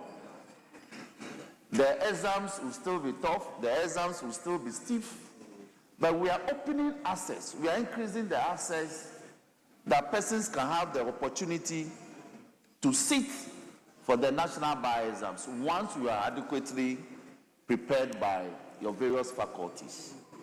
So, Speaker, this is a major policy decision by the government, and I'm happy that the House is prepared to move to, when we adopt the report by the committee, we'll do consideration, deal with the issues, the many amendments that have been proposed, we'll deal with them. And so that we can eventually take it through the third reading and have it passed. Speaker, what is important is that in terms of quality, the faculties and the various schools, as they want to be called these days, have been put on notice because the deans have been involved, that you must enhance your libraries, you must enhance your faculty members' qualifications and all that. All those criteria will be set by the law. So they've instituted processes to enable those who don't have those minimum requisite qualifications to quickly do so. So it's a major reform. And Speaker, you will be surprised to hear that some of the LLB holders that we produce here, who are denied by some limitations from gaining access to our only professional law school now, they travel to the Gambia, they top the class. Even if they don't top the class, they are among the upper quarter qualifying, picking the awards. They go to Rwanda, they pick awards. They go to Malawi, Botswana, because we are of the same common law jurisdiction. They do well. Sierra Leone, and that one I'll leave that for my boss to comment on. You meet our students, and they are passing the bar in those jurisdictions with flying colors. The tragedy is that when you come back home, you cannot be entered onto the role of lawyers here because you have to do what we call the post-call. The post-call is so expensive. And I don't know how come it's pegged at £6,000 for many years, but it's pegged at £6,000 equivalent in cedis. So you may take the opportunity to go and train in the law outside. When you get back home, it's expensive to really do the post-call. And so it's become another avenue to sieve the ordinary person's opportunity from qualifying. So, Speaker, I won't say much because the fights, the battles that we waged today, we are seeing is coming to fruition and we are happy. So we want to say thank you to all the stakeholders, Speaker, including yourself. I know the things we went through, but we'll shepherd this, deal with the amendments and have it passed so that the reforms can be implemented. We are not saying it's a foolproof system, but it will come with some challenges. We'll have the opportunity to tidy them up as we implement the new reform legislation. Speaker, I thank you for the opportunity, and this is well anchored in Article 25, Mr. Speaker, 25(1) D.E. thereabout of the Constitution. So it's well anchored in our constitutional provisions that we must create wider access, equitable access, equal opportunities for our educational opportunities that are available in this country. Speaker, with these words, I thank you for the opportunity. Thank you very much. Yes, Majority Leader. Thank you very much, Mr. Speaker. Let me join colleagues to recommend to this House to adopt this report because year after year, the issue of access to professional legal education has been a problem, a perennial problem. And this House received several petitions from association of students who had written the examination, who had failed to get into the law school, and who felt unfairly treated. And at that point, I recall that even the General Legal Counsel had to carry out some reforms in the examination process with a view to introducing some level of accountability, fairness, and justice in the process. But whilst it dealt with the issues of accountability in the writing of the exams, the marking of the scripts, and the determination of results, it did not deal fundamentally with the question of access. That question was a function of the structure of the system. When we were students, we got into the law faculty automatically, not automatically, we got into the law faculty after sixth form. And at that time, there was only one law faculty in the whole country, the law faculty of the University of Ghana. So, all the sixth form schools in the country, after you wrote WAEC, A-level, the law faculty would take only 100 students. 100 students. Only 100 students for the first year. For the first year. To determine whether you will be a law student to graduate with LLB or not, you had to do well in first year university exams. If you did well in first year university exams, you were likely to fall among the first 60. And it is the first 60 who were offered the LLB degree, the course. The rest will be BA students. They will be sent to all the other faculties, but they will be allowed to do certain courses like jurisprudence and etc. at the law faculty, which automatically enable them to go to the Makola, those days we call them law school. Leader, yours is better. In our case, 150 students, and at the end of the first university examination, they will admit 60, 90 must find their way outside the law faculty. Yeah. So,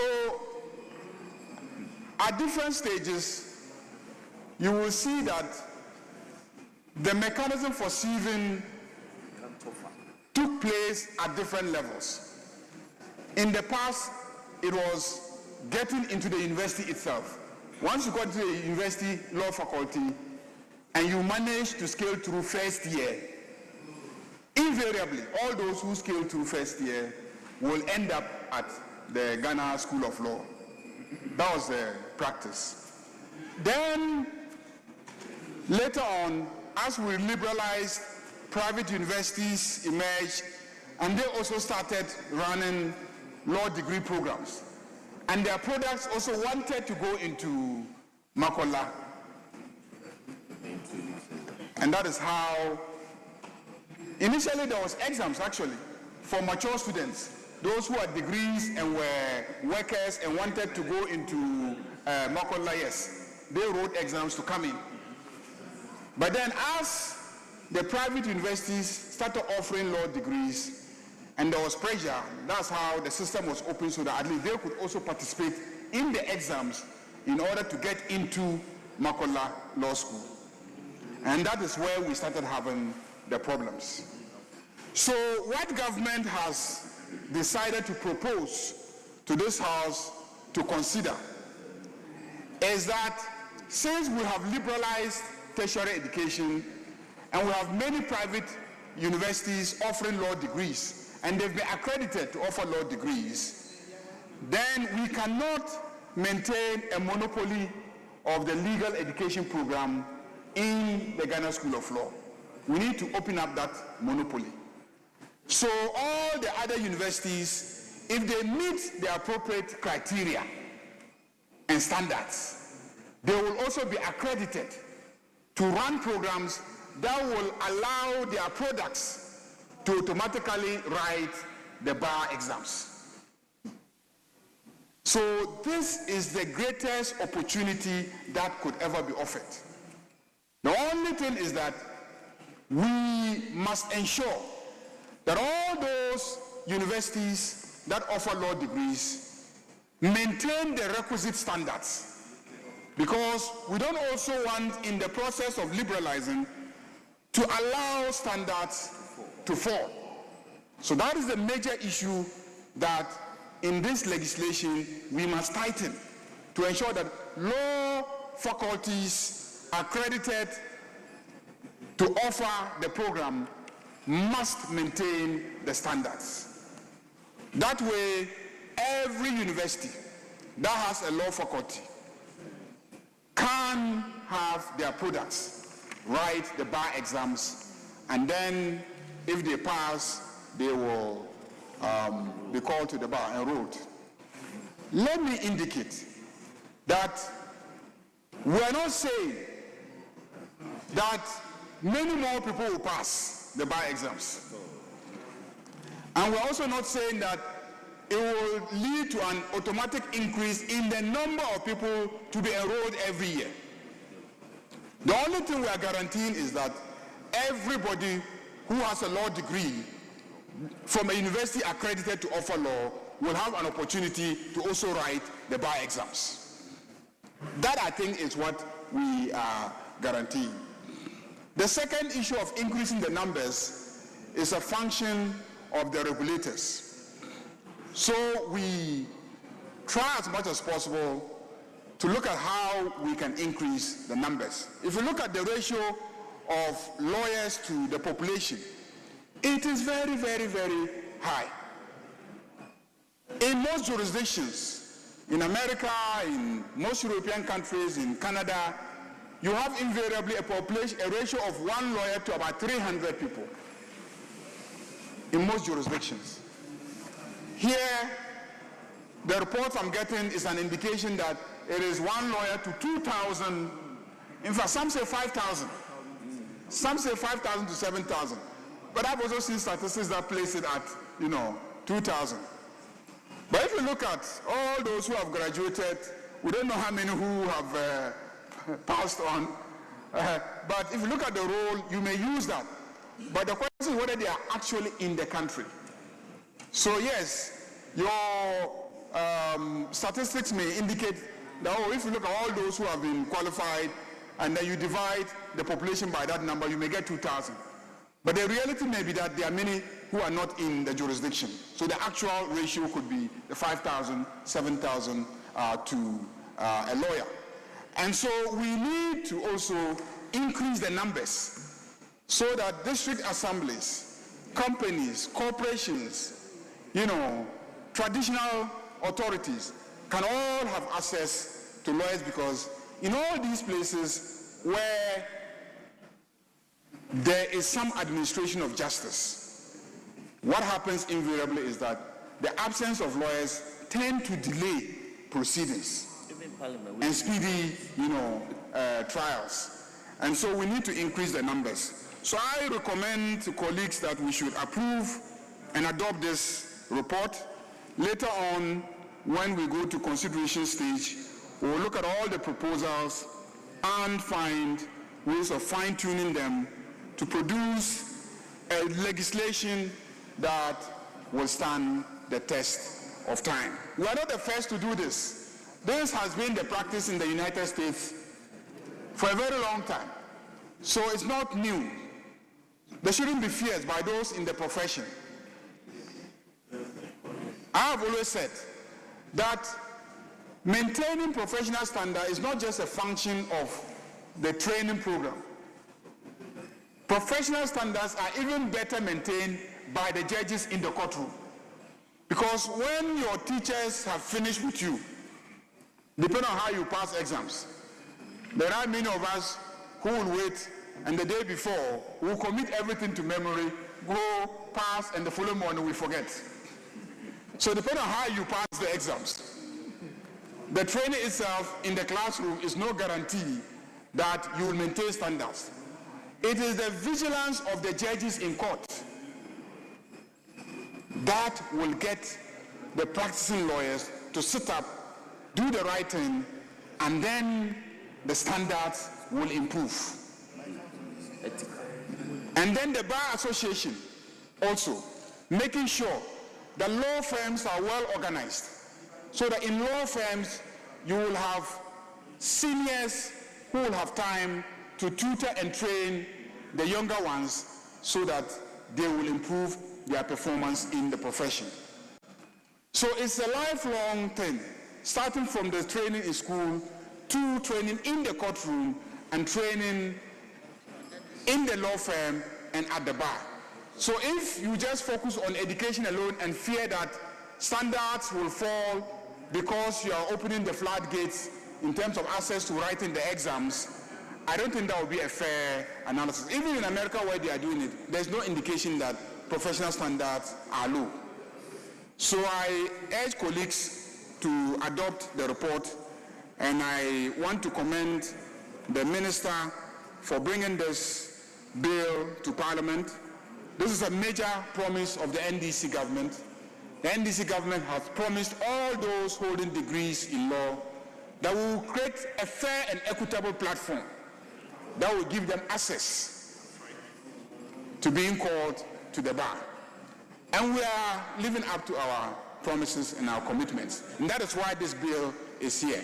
And I want to assure the students out there that we will do whatever it takes within this meeting of this Parliament to have this legislation enacted into law. I thank you very much, Mr. Speaker. Honourable members, before putting the question and to avoid taking part in the debate, some of us have suffered a lot and can only say this bill is coming at the right time. Honourable members, there are instances where in the budget it will be indicated the number of students that will be enrolled into the Ghana School of Law, and at the same time they will budget the number of students that will fail. So sitting at the middle of the third row, we have difficulty. Because if you say you'll be admitting 200 students, but out of the 200 students, 100 will be called to the bar before the examination, you are telling me 100 will fail. So we had our own challenges, and I believed this is the way to address the issue. With this, I'll put a question. AG, you want to conclude? Right, Honourable Speaker, I want to take the opportunity to thank honourable members, the able chairman of my Committee on Constitutional and Legal Affairs for the good work that has been done on this bill, and for all the commendations. I was very happy that my colleague, the Honorable Tony Mia, said that this was a wonderful opportunity coming from the opposition. I thought that was very reassuring. And this is because the bill, as the Honorable Majority Leader has pointed out, it accords with the letter and spirit of the Constitution in Article 25 to create equality of opportunity for every one of our citizens desirous of becoming lawyers. The Honorable Majority Leader has described how strenuous it was for people to become lawyers in the past. But though it was a very strenuous system, it also guaranteed automatic entry to the law school if you were qualified enough to go through the LLB program. What this bill does is to clear the bottleneck, which is the monopoly of the Ghana School of Law, and also the so-called entrance exam that made it virtually impossible for even students who graduated with first class from very reputable universities to get into the Ghana School of Law. So, Mr. Speaker, the innovations introduced by this bill are very clear for everyone to see.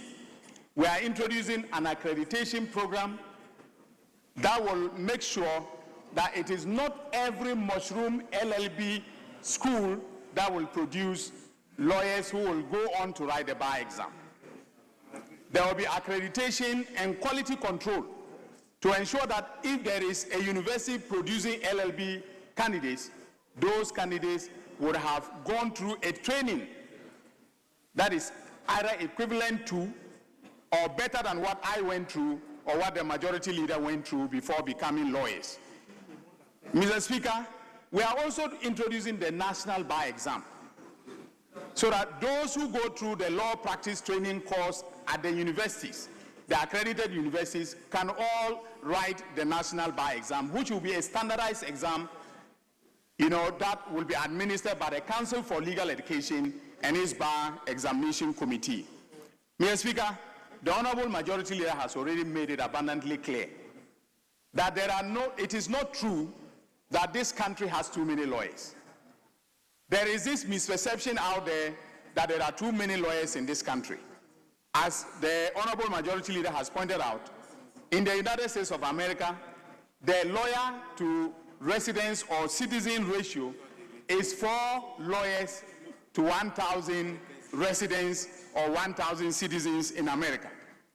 Here, it is 1 lawyer to 5,000 plus citizens. And so, Mr. Speaker, there is no oversupply of lawyers in this country. And so what the government of His Excellency John Dramani Mahama is doing is to create a system that will provide equality of opportunity for everyone who desires to be a lawyer, but at the same time maintain quality control such that we'll be producing some of the best lawyers on this planet Earth.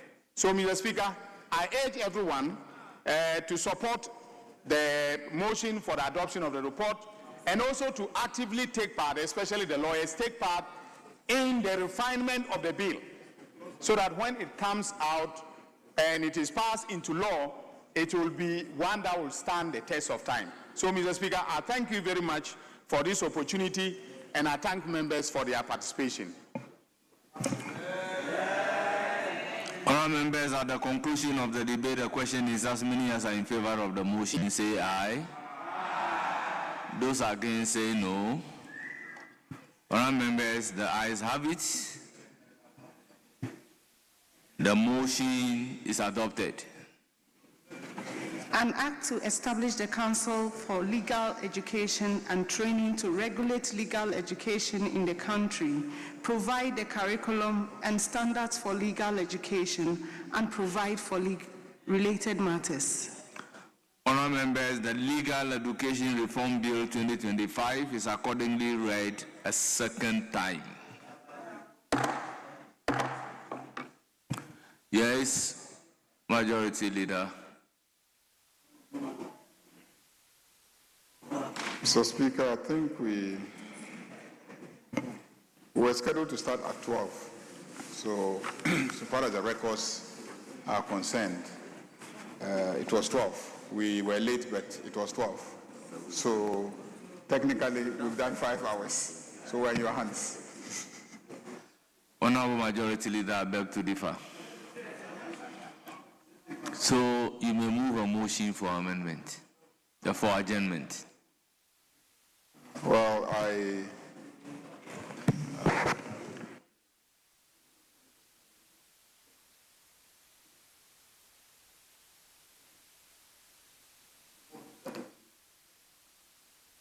So you move a motion for adjournment. Mr. Speaker, I move that this House be adjourned to tomorrow, 12 in the noon. Yes. Speaker, I second the motion. Honourable members, motion moved and seconded, and it is for the consideration of the House. As many as are in favor of the adjournment, motion for adjournment, say aye. Aye. Those against say no. Honourable members, this House is accordingly adjourned till Wednesday, 4th February 2026 at 12 o'clock in the afternoon, following the ayes having it.